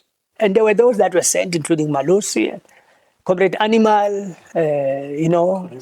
Chabane, who then came to me, Comrade Chopatla. There were about 18 members sent, and that confirmed they were told directly by a serving president of the ANC at the time to say, go, I don't want that hit at all emerging out of that conference as a victor. Because it was already something, remember, this was the first conference to take place after Polokwane. And part of that which added to the attitude that I know the elders didn't really quite appreciate is me poking in the affairs of future succession battles. I was one of the 3 that were meeting with the lobbyists, carefully identified during Peter Mugabe's time, to be the ones engaging the leadership of the ANC from exile and prison. And when I asked, but why leave other senior leaders? I was told, no, don't ask us. We know why we chose you to be part of this, but there is this thing that the leadership, because you are regarded as one of the children of the ANC, especially by those that were on Robben Island. They have a sense of inclination and ownership to those youngsters that went to. So they would listen to you more. And indeed, I would see when interacted with Comrade Walter Sisulu, for instance, and other comrades, because the lobbying started with the leadership that was under Sisulu, of Raymond Mhlaba, and all of those that were released, Governor Mbeki, that were part of that. So our lobbying started from there. And after we met them, we met with Comrade OR to say, but we think this thing has to be managed in the following. We've workshopped an idea and we think we should stay. And I think it was out of this conversation that the idea of possibility of creating a larger-than-life position, which we then formalized in the Youth League as a national chairperson, started. And we were comforted by the fact that the entirety of the leadership appreciated our intervention, including Comrade Chrisani that we saw directly, but others we met through lobbyists. The lobbyists of Comrade TM and Comrade Zuma did not appreciate our involvement. What they said was, who on earth makes you think that you are the one carrying the future of the ANC? And you can remember that around that time we referred to as king leader and king makers. And what makes you think that Jacob Zuma, because we're already selling the list now, should actually be elevated and be senior more than? Don't you even know that, even in exile, even in London, and even the perception of all leaders that were close to OR, the men to follow his team. Why is it not that it is time for him? But we knew around that time that potentially there could have been a Polokwane in 1990. Comrade Chrisani and Comrade Jacob Zuma contested. And in our interaction with OR, it was very, very, very, very private, very, very sensitive and private session. The very session that spoke about 3 matters that were not to be touched. When elders interact with youngsters when you grow, the first thing that they bring to your attention are those that are associated with risks which would fall in the category of the don'ts. And the Dons one never ever allow any contestation to take place at the highest echelons of the organization. Try persuade those that are, that are getting these whispers in their heart that speaks to their heart, that Njana, the masses want you. At any point in time that you are approached and you are able to see your peers that you are highly likely to contest with, rather canvass each other, let the lobbyists canvass this idea of having one emerge around which there can be consensus, where all get content that when you have a Chris Hani, a Thabo Mbeki, a Jeff Radebe, a Paulo Jordan, a Matthew Posa, or a Jacob Zuma emerging as a deputy leader in this instance, for instance, to Mandela. It is a generation that is epitomized by one who is a collective reflection of all five that must play a supportive role, and even if they don't constitute an enclave or a small group outside the formalized structure, they must keep on supporting to ensure the survival of the organization through that one person. Because the reality of electoral politics is that if you are the same age and someone serves for 10 years, chances are that when that 10-year expires, there would be younger ones that have emerged, so you'd not be considered. So some must just, so it is one of those things that Commodore are. And in fact, he mentioned names of people he met from exile, individually trying to prepare them that at any point in time that we have the organization out now, going back, there's every likelihood that all that which make us united because we had common enemy would start dissolving. The bond will weaken because now individual interest will start, assuming centrality and priority, and all that which made us bound would weaken because there would be power that is associated with the state, there will be fame, there will be opportunities that also have to do with money and about mobility. And the most dangerous people who are set are the wedge drivers, the whisperers.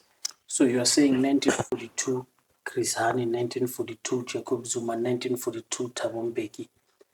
All three cannot serve all of them in one position, all at the same time. The queue is too long to wait for each other.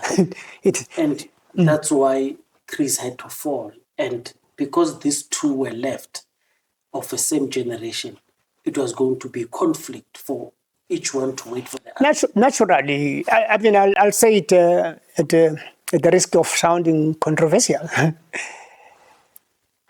The underground evolution that had to do with the concentration of leaders that left, especially younger ones, split them across the different parts where O.R. Tambo established, comfort with leaders. Jonathan Diabua in Lesotho, if we may just make that example, and of course the Moshoeshoe family being very critical and crucial from King Moshoeshoe's side. Sopuza in Swaziland, Sabora Machel in Moses Mondlane, of course, in Mozambique, and those were the initial. And what then happens is you have centers of power created, and Chris Hani, for instance, Botsheki Selebi and others were more in Lesotho at some point. But so all of this then become formations, including even when you established bases in the camps. They would naturally, because of human interaction, there would always be something that connects people based on a common experience. And therefore, the distance created by those that were in London minimize possibilities of popularity on the ground. Those that would then be more popular are your Comrade Jomo Dise, Comrade Chris Hani, Comrade Jacob Zuma. So in the broad scheme of alignment of common interest, there was close, and if you doubt that, go listen or read Comrade Vusima Pepper's book, Time is But a Measure, something like that, that will tell you of the close bond, very strong bond between Comrade Thabo Mbeki and Jacob Zuma. He describes how close they were, and he found himself sandwiched because he was well disposed between the two, and he tried to whisper on both to avoid. And we tried to also whisper on both. And you asked me what did I say, which I will let before the end of our interview. So So the two were close, and they were tight insofar as there was someone that is highly likely. It's an energy thing, it's frequencies. It's not human beings deciding in terms of attitude. Munna, I have dogs and cats here. A cat, even when looking that side, can feel there's some energy behind if there's a dog, because it's natural. So there would be those that would be inclined to. The two were tight, and they were tight insofar as also the presence of Chris Hani. I wouldn't want to bring anything that suggests anything otherwise, but at a point that challenge was not there, that made them united. Naturally, cracks, that's what Comrade Mbeki also warned us about. Cracks will emerge. In Mbombela, when do they take Mhlala out? Mhlala out was taken on the 12th of January 2009. Yeah.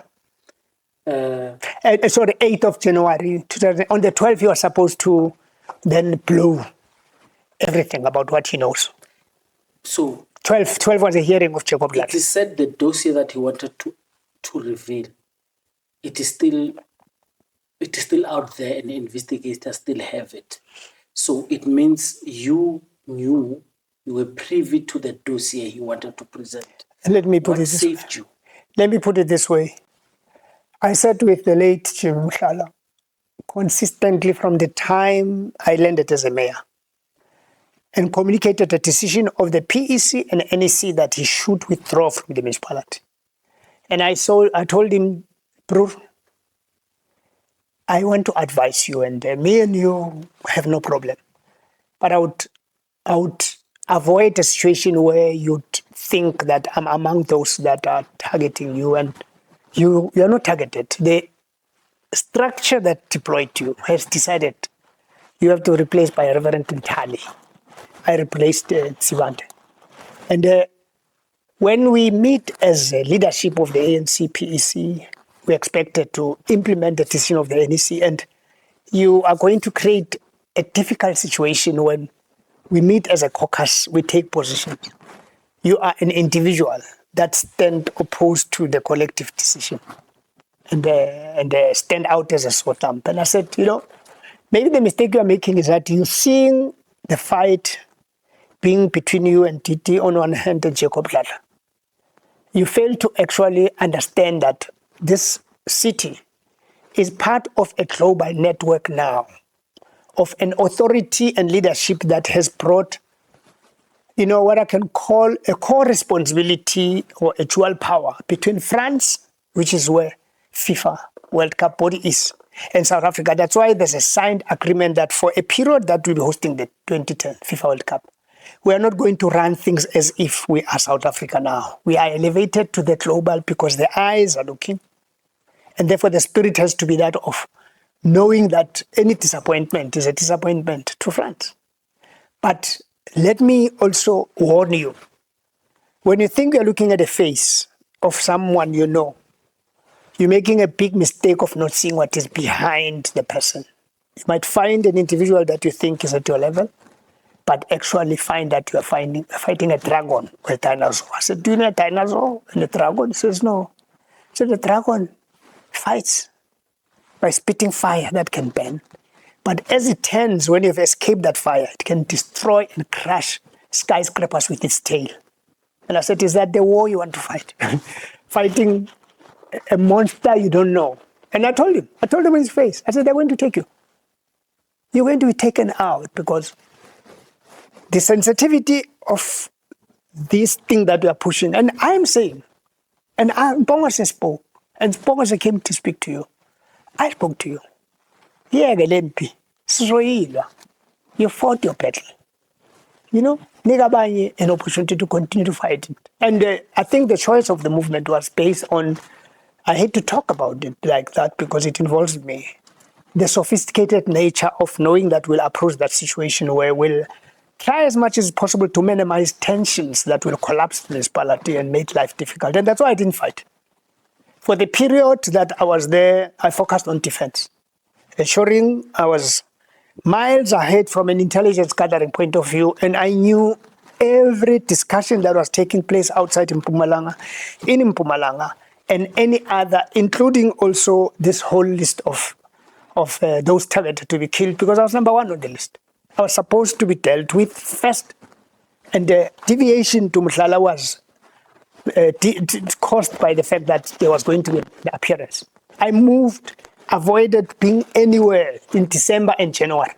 And I heard of Jimmy Mhlala's death in 2009 when I was in a hideout because I already picked up. There are instances where I was even supposed to be assassinated, entering the gate as a metro, when we brought metro. The problem dealing with people that are in the dark, they wouldn't have known the implications of killing a mayor that is in charge of a world event that is part of a global and space environment that has brought the whole attention of the... So I had to run like a rabbit on a daily basis because at that point, the danger was not on my life. It was the danger of, unfortunately, getting South Africa hit headlines in electronic and public media, which carried a greater possibility when you gathered intelligence information. Morocco had already had bags full of cash that they were going to pump into a legal case challenging South Africa's legitimacy to host because under the circumstances and from a reputational damage point of view, there shouldn't be anything that is controversial that brings FIFA's name in disrepute. Worst of all, one of my book titles is Doing It for Mandela, which is around 2010. We had Mandela as the only motivation why we felt, even when we knew in advance that we were going to die in Mbombela, we said, we can't disappoint the old man. This is his last final gift. He retired from active politics in 1990. And all what he was doing globally, especially through sport, cultural, was to continue making South Africa a beneficiary of South Africa being accepted back into the international community. But a small-minded creature of darkness only thinks about, and that's why I always say to people, when you want to determine the sophisticated nature of a human being and whether or not they're capable to lead, ask them a simple question, even those that are there, if they know of anything called Apollo or Sputnik, which is something that happened when the Russians tested if there can be life in the moon. And the Apollo was the first spacecraft that landed, And I'm saying that because grandmother, as she taught me, she says, the sophisticated nature of a human being lies in the ability to leave the ground and penetrate space. That tells you about someone who's trying to close a gap between you as a created with the creator, because it then enlightens you of something that is sophisticated. When you think of problem solving, you think of space, not of drilling through the body of a human being for blood to ooze. Two last questions. When do you leave Mbombela? And when and how do you get lead poison? Okay. Yeah. I'll unpack it. Yeah. I'll squeeze it. I'll unpack it. I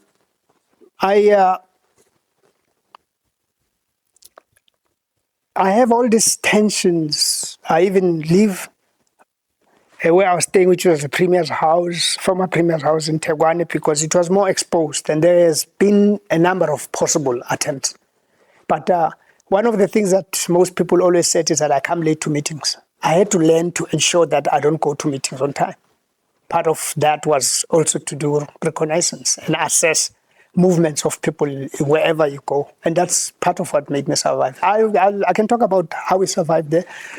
But then I get this indication from Richard Mhluli, fortunately he's there, he's still alive, who has done a comprehensive security assessment, and he comes up with a security risk report that points to exactly the suspicion I had now concretely to say, you need to beef up your security. There are definitely going to be attempts on your life. And there was a big announcement because we put pressure. Behind the scenes, we put a lot of pressure for focus to be on the things of political killings, which is the reason why President Zuma appointed a high-level team that went to. Even today, the reports have not come out.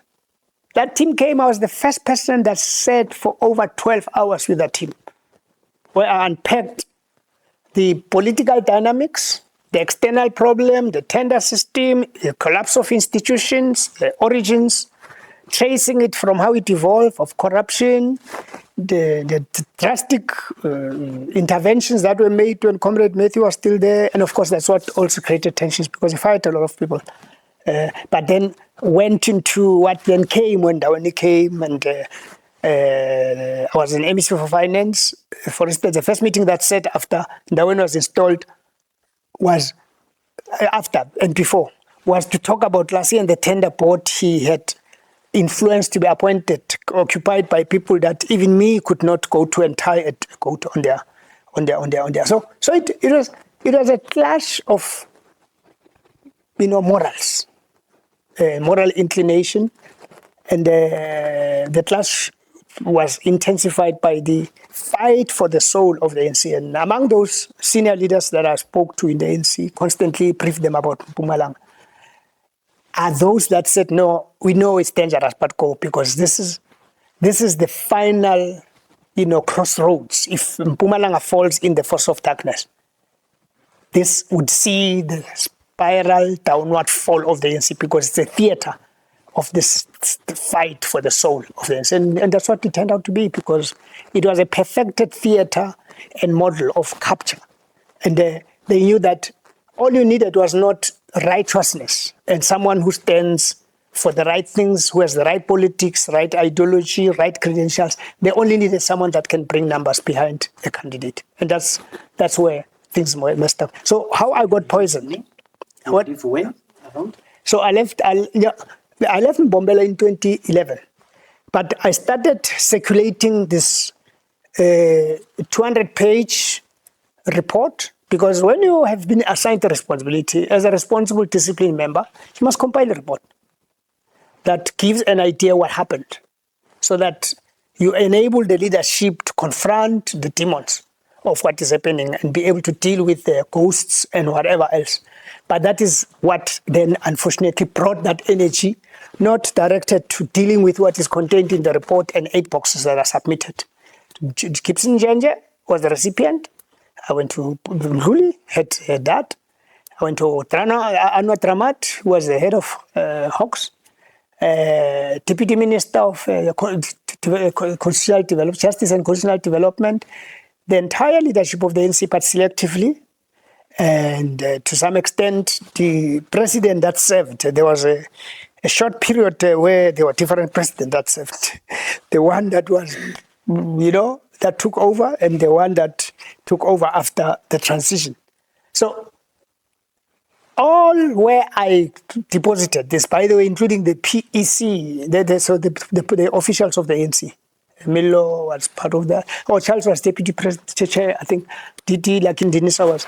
And the problem started when I gave these documents to Luthuli House and to Damkolo, which is before January Masela. Those 2 leadership structures, a provincial and the head.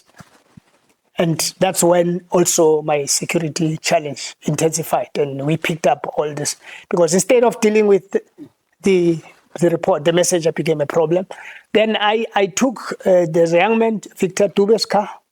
It was a new car with no number plates. I left Mpumalanga because almost every entrance of Mpumalanga, especially going to Joburg, was under surveillance, including the toll gates, for me if I pass.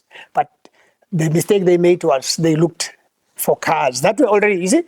The worst that happens is a situation where, at some point I thought, this thing, felt like that movie of The Enemy of the State. I was sandwiched between a higher structure and the one. So now I'm on the lowest. So the higher national and the provincial, including intelligence.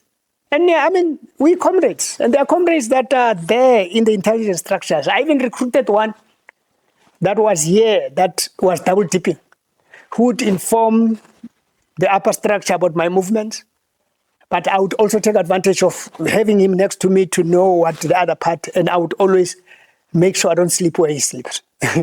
And during the day when I do some work, I avoid having, but he was a useful person. That was, and it was, the painful thing is that it's a creature that gets used in the process to also destroy my relationship with my daughter's mom, at some point. But anyway, it's a separate thing. That's how dirty people can be, especially worst of all, when state and state institutions are used to deal with each other, which is exactly what I always say.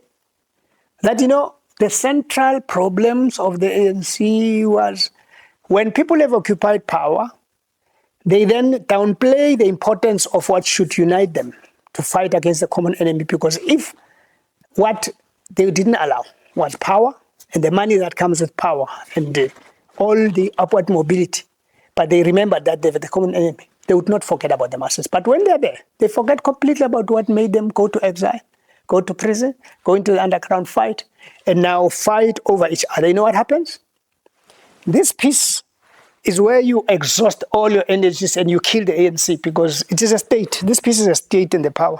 This is the entirety of the economy. None of those people will have the energy to even think of the enemy that is poverty, inequities, the imbalances of the past. That is about redress of the economy. And unfortunately, for those of us that wanted to stand at the center and protect Bastille, we were targeted to be dealt with. That's why when you look at it, there's very little of Peter Mukaba's generation, of the youth section's generation, that was really the most important energy that should have been there to follow successfully the leadership of Pochuel Tenze, Buti M, and others. What you have is a leadership that has taken the helm, the head, without the experience of going through the neck.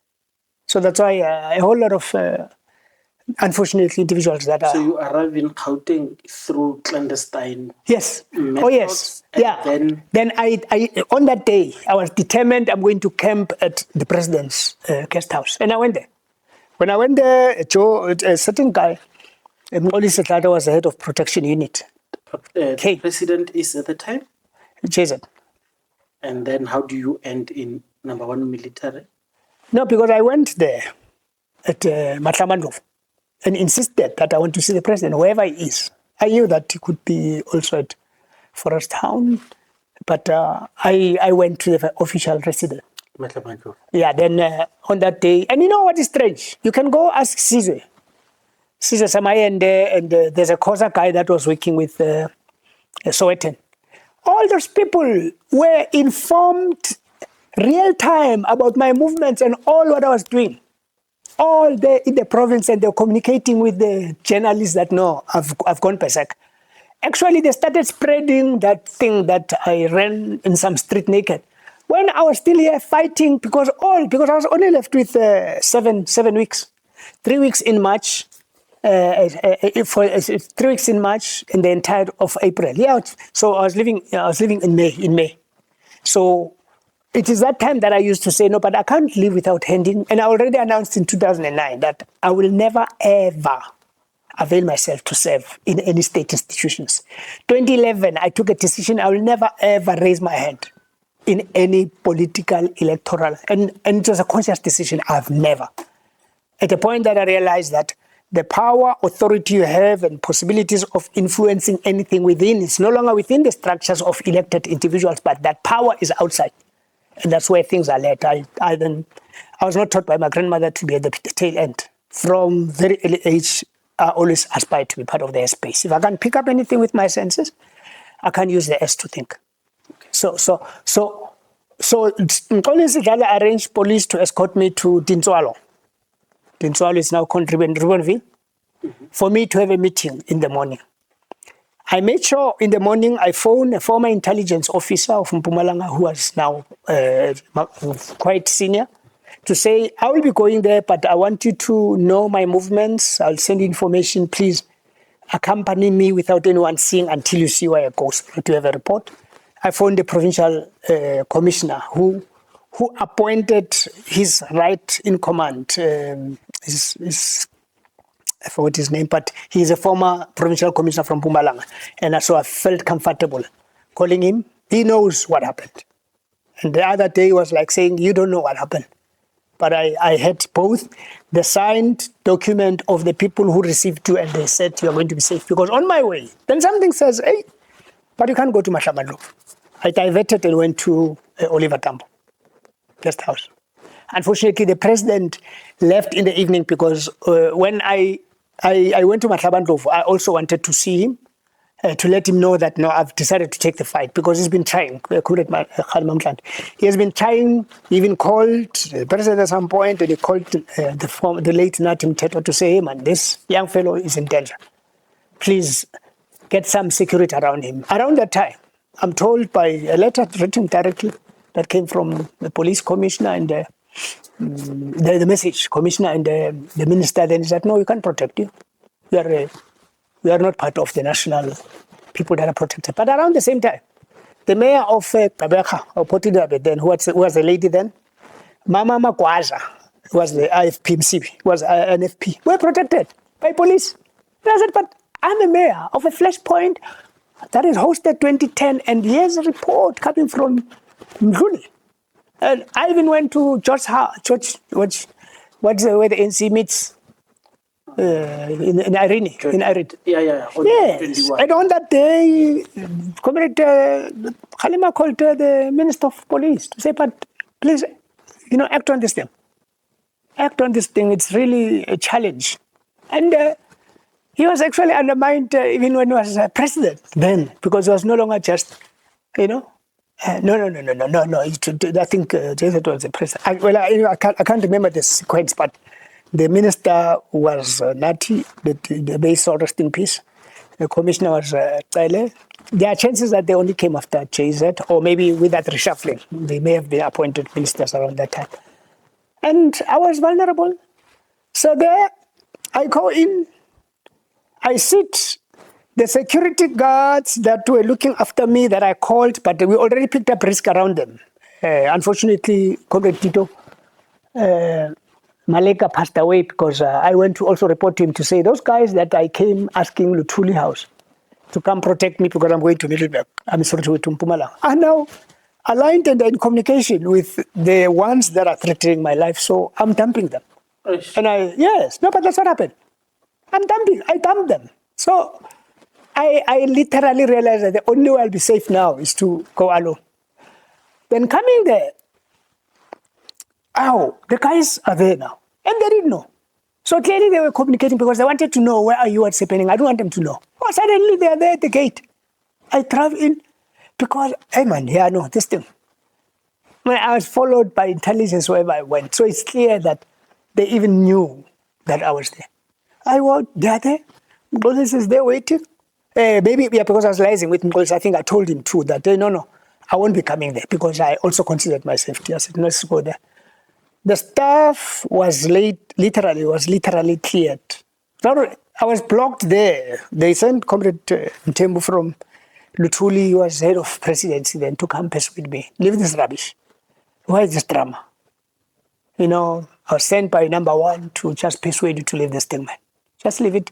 But the request is that you must go to, rest a bit because you have gone through the West. Said, rest where? One Miller said, Mina now, I'm really like your son. But in this instance, I showed him the middle finger. I said, I'm not going there. Who told you? So number one said, no, but I gave number one documents on Thursday. It must have been a Tuesday or Wednesday. What makes him think that in between that normal person that gave him the documents and the write-up, it was 200 page and the other one was 100 page. The one was on the situational analysis and all the things. The other was really more capturing in a summary form all what has happened and recommendations. Basically, all that which was needed to track down political killings, reasons that led to the circumstances of killings, but also reasons that led to Mhlala and other problems in Mbombela. All of that was there. So all information, if there was commitment to deal with the problem at its bottom. That's why someone was asking me about Madlanga Commission and Mkwanazi. I said, you see, the problem you don't appreciate is that this thing of Mkwanazi is a tip of the iceberg. It is about dissolution of a task team that was investigating matter. Some of us know about the circumstances that led to the matter. So who knows something more serious? It's not the one who's just chasing matter to say, but don't dissolve. It is the one that can actually bring out all that which is known. And I said to the leader of the ANC, I still repeat it. What I wrote, what I put together, what I submitted is what I don't own. What I own is the responsibility that you sent me there, so I have an obligation to come report to you what to do. What you don't do or what to do is up to you. So there, then when I was sitting, then comes a person from 1 Mil, Dr. Shabalala. He comes there and they talk with Mthembu. I spoke to Nati, who said, no, I mean, I can't talk to you. After Mthembu called him, no. He said, no, talk to Nati. Maybe you'll understand each other. He says, no. And I'm sorry that I talk about the name of someone who can't talk back. Then Mthembu says, no, talk to a friend. Maybe you'll understand each other. And when I spoke to him, he says, no, I can't get involved. The instructions from the one above, cooperate, collaborate. But I said, when I had a walk with you, you came here and I gave you a deep insight of the challenges. And that's the reason why he came at OR Tambo. When I had a meeting, I actually even called him, the minister, to come meet me after I dropped something. When now, yes. No, Kama was already the president. Yes, I remember now. When I've already had a meeting with the president, and I said to him, no, but there's a thing that I would really want to happen. Just before I even took this thing in my hands. When I took it in my hands, I just resolved, I'm not going to run. And remember, in between, I'd already gone to the Chilean ambassador and the Botswana ambassador. The one who served, you can check the information of who served in Botswana, it was a lady, would tell you that when I said to them, I think I will seek asylum, because that's the only thing I have. Before I decided to go to Mpumalanga, I said no, because there are things, and they said no, why? Then I gave them the box. They printed a lot of documents. They say it took them so long to print those documents back to the presidency, saying, hey, we have one of your own here who was run. And, this information I'm sharing with you is what Sizwe and the COSA guys say. As you were there at Botswana and went to Chile, we're getting reports from these guys that are saying the guy is crazy. He's going out to embassies, saying he's under threat and what have you. Sharing. And they were pressing these guys, publish this thing, because the idea was to create a narrative of someone that is mad now. Because, remember, part of what the hot potato they have in their heads happens when police, on the other hand, are actually getting to a closure of arresting people. And that happened now when I was already in China, the actual arrest. And in China, I experienced again a problem of poisoning from food I ate in China. Collapsed, I was helped by Chinese. Didn't know what happened, disorientated, almost the same feeling that I felt. How did I get poisoned? How did I get poisoned? Sorry, the encounter with Jackson Mthembu and Dr. Shabalala. During the discussion, do you collapse and wake up? No, Mthembu said, Mthembu says, no, Lassy, we spent the whole day trying to be. That thing started in the morning, it was already around 5, in the evening, fighting until the conversation between Dr. Shabalala when Mthembu left and Mbeki Zuma, which he can't dispute it. I've spoken about it in the past. He's never contested. He would not contest it because he knows he was in charge of the operation, of sending 2 buses full of police, probably 30. Shabalala sat there and he kept on saying, Munna, and mixing stuff. I could see the shiny stuff, this thing, this needle is like that of donkeys, the syringe. You can see the metallic stuff. And he says, look, you have an option. You couldn't agree to your brother who persuaded you. No, I'm acting from the one above. And even when he had to go ahead, he called. And I could hear these things that said, no, go ahead, is not collaborating. Then you're saying, no, the only option I'll have is to force you to go to 1 Mil. And I said, Yaman, you are a doctor, qualified, who has taken an oath. I'm not a patient. It would be out of line for you to do such a thing. He says, no, but I'm an employee of the state. And I resist the whole day of persuasion from Jackson Mthembu. He gives up. Yeah, and he left. You are now left with Dr. Shabalala. Then what happened? And police. Yeah, police came, obviously, to enforce now what clearly from the Minister of Police and the Commissioner of Police and Mthembu that said that we can't do anything except enforce what number one has dictated and advised us to do. And Shabalala kept on saying no. And he called, yes, I overheard him talk. And I think that's when the go-ahead was given. Where then the police, literally manhandled me, lifted me up with the assistance of those 2 guys. They were there as well. The very two guys that were supposed to be cutting me. Yes, life is something else. So they are there. Yeah, because I rounded all of them. I wanted to say earlier that when I had that meeting with the senior leader of the ANC that wanted to bring me and Titi, I said to her on her face, I'll drive back to Joburg. I won't go to the rally. I don't bargain over things that are not resolvable. Then I used the words, me and this man are like water and oil. We are like day and night. That's you and Titi Mabuza. I said so. And you cannot get us to agree on something that is based on a common purpose. You can't make peace between the bad guys and the good guys. That's why it started from how we're raised. That if I would not feel comfortable with giving myself power and authority of deciding who should live and who should not. And I know that as something that is a fundamental violation of the tenets of Ubuntu. I would not bargain for anything. Yeah, because that's how I'm raised. But if you have on the other side people that are prepared to destroy organizational culture, democracy, buy membership, have people that are really not members that will bring voters, because as you bring those strange fellows into the same organization, you are completely detaching connection between a movement of the people and the people that it represents, because they go in there for their own personal interest. And if I'm raised to serve selflessly to a point that I must always subordinate my interest to the people, I can't be in the same space and find something that is common with someone who believes in something opposite. So let's go to the day of Dr. Shabalala, and I argue with him. No, but you can't do this. The police manhandled, did. Then I wake up in this space. Clearly, everything happened that happened. And by the way, I'll give you the name of the provisional commissioner. I just hope that that doesn't endanger him. He still has a report. The white man that he asked me to take me there still has the report, including the signed. Because he wanted the head of the police that were there to also sign that they surrendered me in their hands. Anything that happens, they wanted. That's what I organize.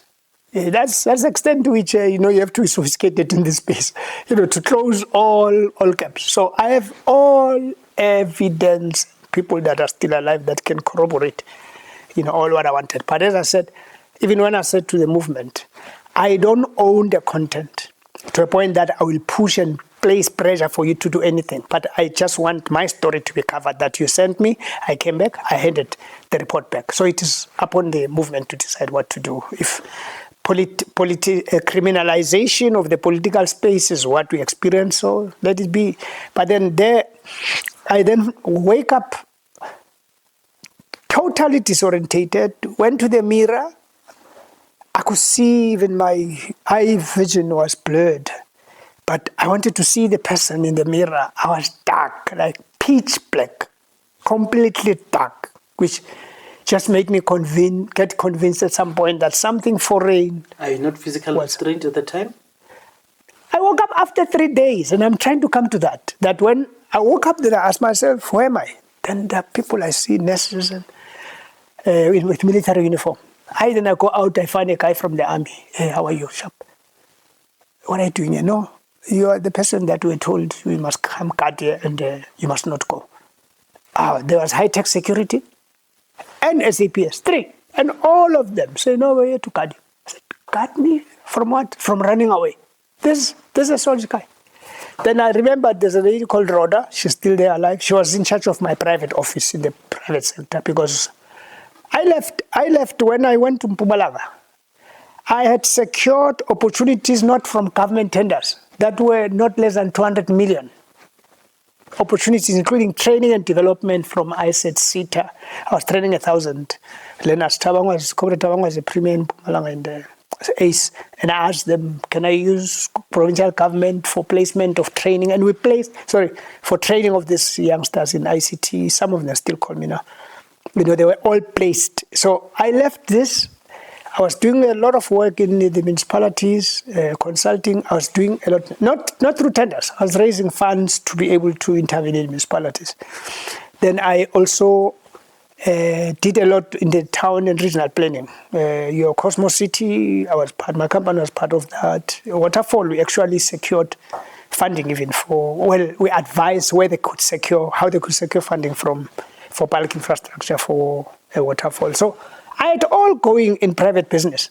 From how train my assessment of the value that my company would have derived out of not just the stations, but the corridor development along the stations and other opportunities that we're also going to look at the possibility, because I left for China having investigated, and I met a company that I introduced to the speed train idea that did a feasibility study from Joburg to Durban. So I was going to drive that now, not as part of the consortium, but others, because the Chinese, upon hearing that, even before I knew that I was going to China, upon hearing that, set up office in 4 ways, and we were working on this. So out of the rail opportunities, my assessment is that if I stayed for a year or two, I probably would have made 4 billion rents, because how train was 33 billion.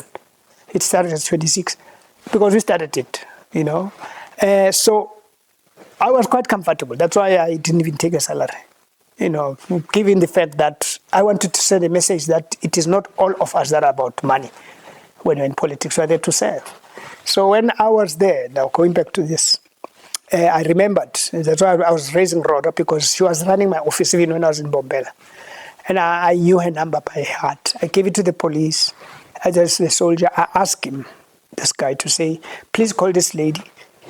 Ask her to put 500 rands in your account. Use a portion of it just because I don't think I'll need more. I can't remember how much, but I told him it will be just small. I'll talk to her, then he can keep the rest. I was not bribing him, but I really wanted to give him an incentive to do that. And I called Rhoda. And we spoke because we needed a time from the guy who's didn't have time. I told him, hey, where are you? Hey, people are phoning left, right, center. Rhoda, please call the office and they just get me a number because she had that number. Call the office and get me the number, Yabusi or whatever. And I think we communicated. I got Busi's number, was in my office in Mbombela. When I called, he says, MEC, Mayor, I'm sitting here with a list of more than 18 journalists. All of them are saying you've died. Others are saying you're mad. Others are, where are you? What's happening? I said, no, out of all, please give me Caesar Samaya and this number. And that's the one that said, hey, Mayor, what's happening? So the guys from the intelligence linked to the Premier's office now, and the intelligence units, and they're still there. I can give you their names.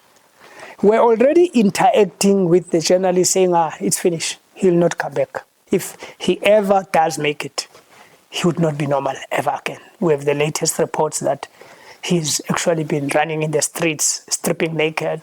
Eventually, he's at some facility of mad people. He'll never, ever be. So that story was going to hit the first frontline pages. You can check the story of the 2nd of April 2011. So my talk with Sizwe changed the version from portraying me in that light to me now talking. And I had to obviously protect the organization and said, no, I checked myself in. I was not checked. I didn't check myself in. I was poisoned. And this thing is then found out and suddenly I started losing weight terribly. And, reacting, not knowing then that actually my pancreas function has been destroyed.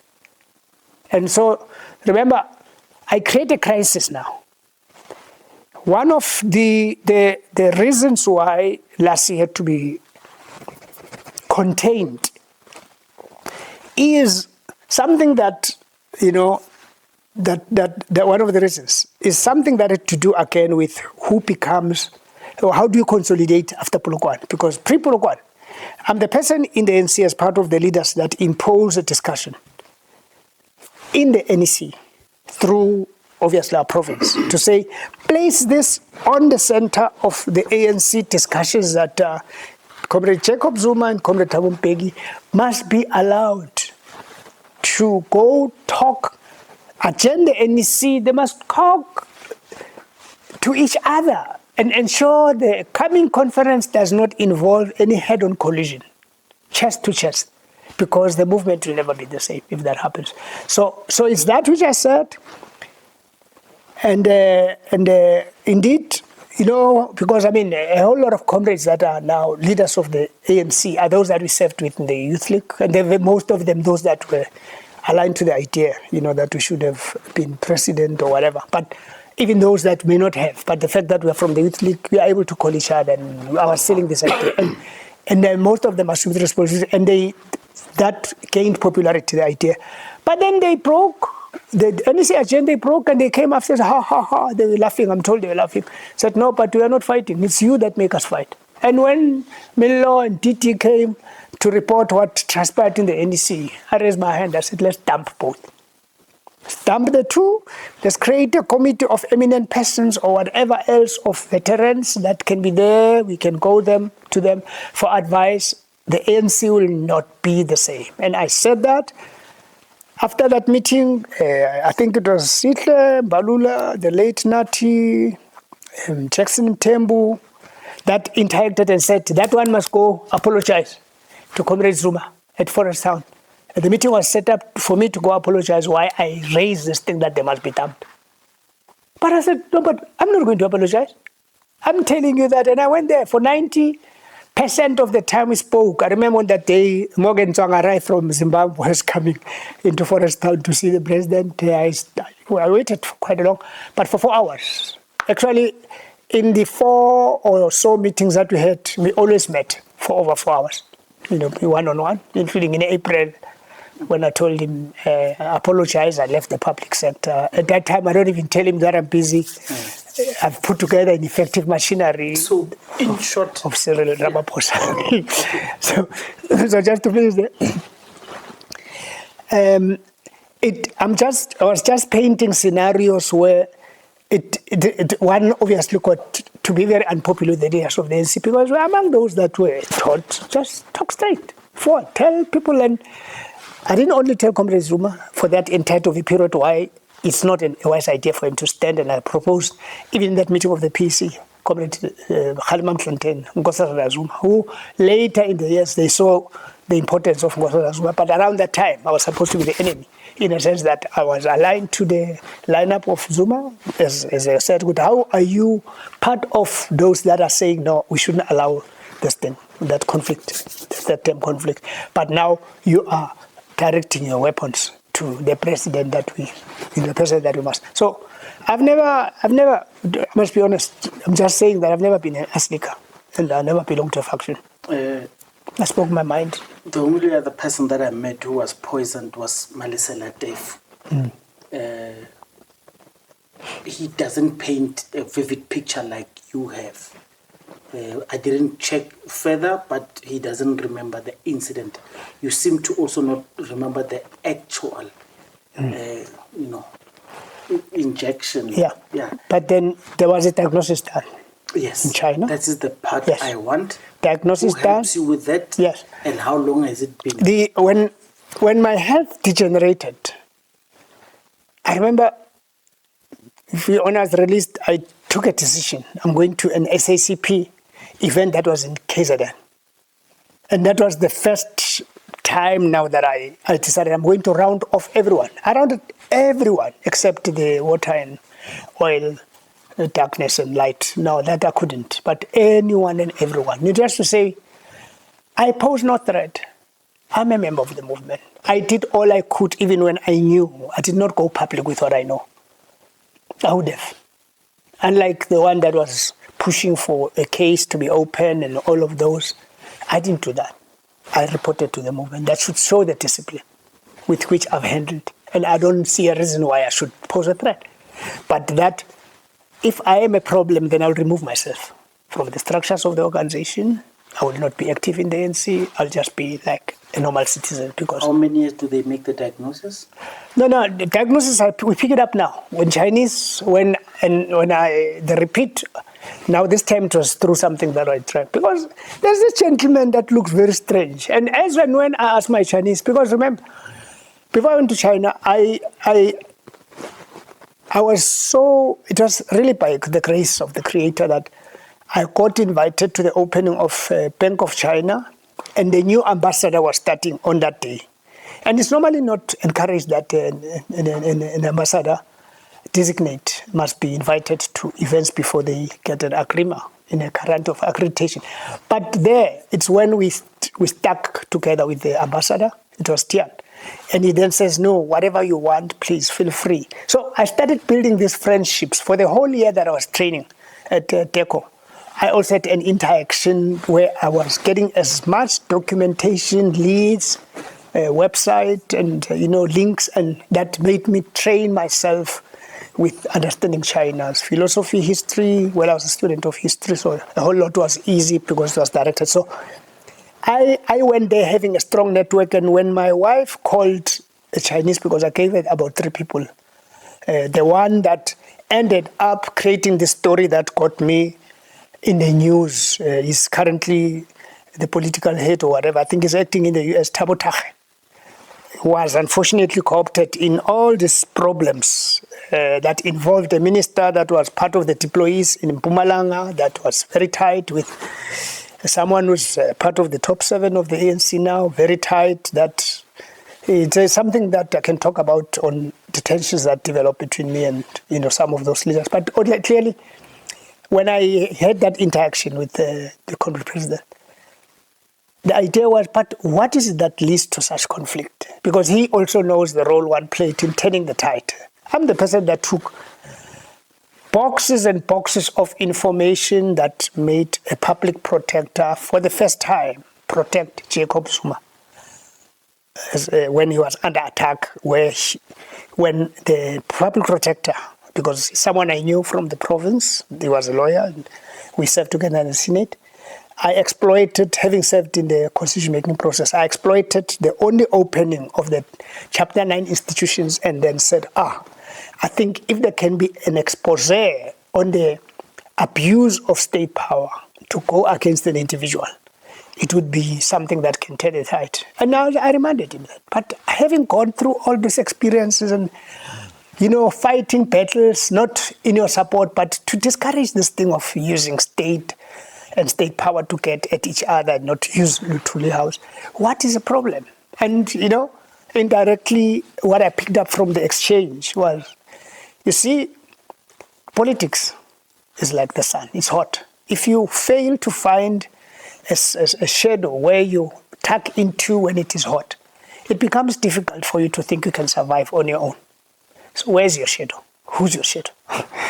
Metiposa, Toge Zokhwale, Jeff Khadebe, those names are people that some of us thought they were close to.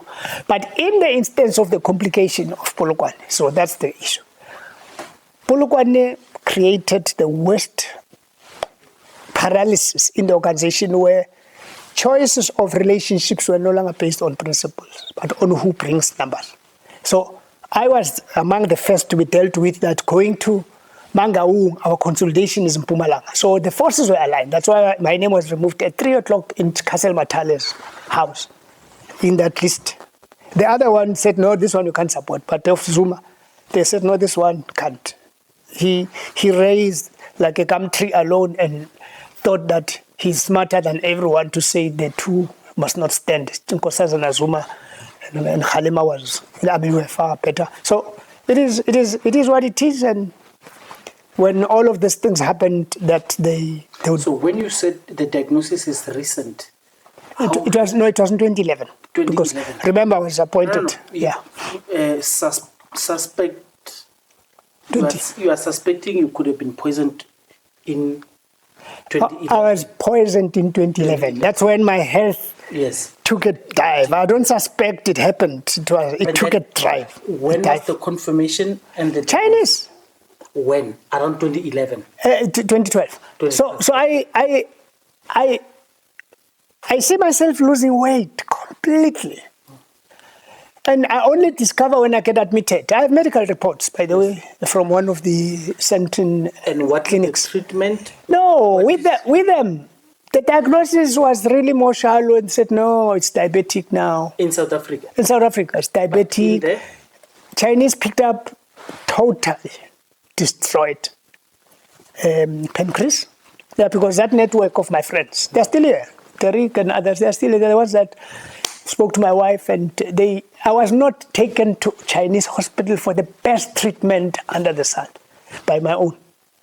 For that period, it was September, I remember, for about 2 weeks, I think. I disappeared. Even my own country didn't know where I was.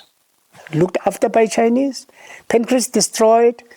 The extent of content of lead poisoning found, which the good thing about life is that I'm still alive. If there's any challenge around it, I can just go for the same diagnosis. If it will come to the same determination, because now at least I would know how to direct them if anyone wants to prove. Heavy metal toxic substance that destroys the pancreas. The presence of such is such that it attracts the neuro system or nervous system, the urinary tract, the digestive process, but it was also meant to dislodge, to disconnect the functioning of the two brain sets so that you develop a bipolar condition that will basically make you never ever to remember what happened. So it's a deleting memory, but bipolar would have also created a situation where you're unable to have temperament that can make you live with human beings. So he condemned for life. But what they said was, we can't. Do you know this thing I can't explain? Waking after 3 days, disorientated, not remembering anything what happened except that time that I was already manhandled, literally. Then they injected me around that time. I had a session with one of those security guards of the ANC, where I said, no, but how on earth do you do that? And he was at least able to say, I'm sorry.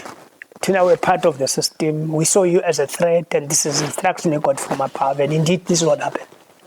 Yes, you injected. So the Chinese say that actually the fact that you then be a chronic patient that will depend on chemically concentrated, high chemical concentrated Western medicine was itself meant to be a slow poison. So I would have died in China without knowing if there was not that attack. Sometimes things happen as a blessing, because then they were able to arrest the degeneration. But I was left with ribs. I was sent to China when anyone and everyone, including those I was training with, they can tell you those ambassadors are still there. That was like saying, how on earth will a country send someone so weak, so feeble, that is so clear? This man, I was attending training at that point. And why? It had to happen. And Comrade Diana Pule was the one that was asked by the president to come persuade me to make myself available. And that, I'm still living with this. And you must know, it means the major problem is, what is this creature going to do? Because one says, I want nothing. Even to Mtembo, I said, I want nothing to do with your deployment. I want nothing to do with seeing the Guptas for anything. Please, just go tell whoever has sent you, I'm not accepting. In fact, I use the words and I feel bad that he's not there to answer, but I think he has listened to the previous interviews when he was still alive. I use the words, I don't bargain with cops.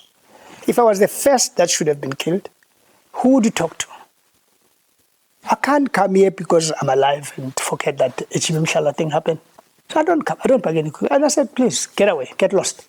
I'm not going to talk. So Chinese were really the ones, and what they then did was to start subjecting me to a herb-based concoction intervention. They had stabilized the condition, they trained, and that's why I was saying earlier when you came. Every year, on a 6-month basis, I would travel to China, but I ended up being able to find the ingredients now. I can also do it here that are really herb-based, that help alkalize the body, but it has to be a 28 or more days of fasting, not taking any solid foods, because I had to drop also eating red meat, because red meat ferments, and the fermentation accelerates, acidity, it spikes acidity. So every day I live and survive by ensuring there's a balance between alkalinity and acidity. That's the extent to which things can go. And I always say, those things that we thought Boers have gotten rid of, like the biochemical warfare of water poison, is within state institutions where someone may have picked up that there's this decision to decommission. but thought, no, but this can be used not against opponents. That's why I always say the irony about human beings is that innovation and invention, they are not driven by finding something that can kill the lion. No, but kill a fellow human being.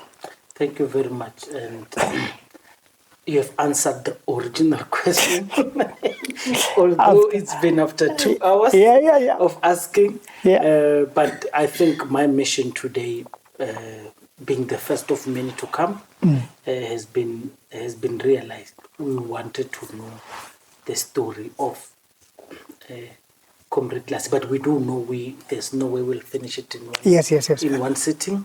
But thank you very much for coming. You're welcome. And I feel so bad that the focus was more on those things because I'd, in my mind, prepared more on what I think are the challenges now, what are the solutions, what is the way forward, what can save the movement. Because my fear is if the ANC loses elections, which is inevitable unless it sorts out these problems, because there are two things that are key.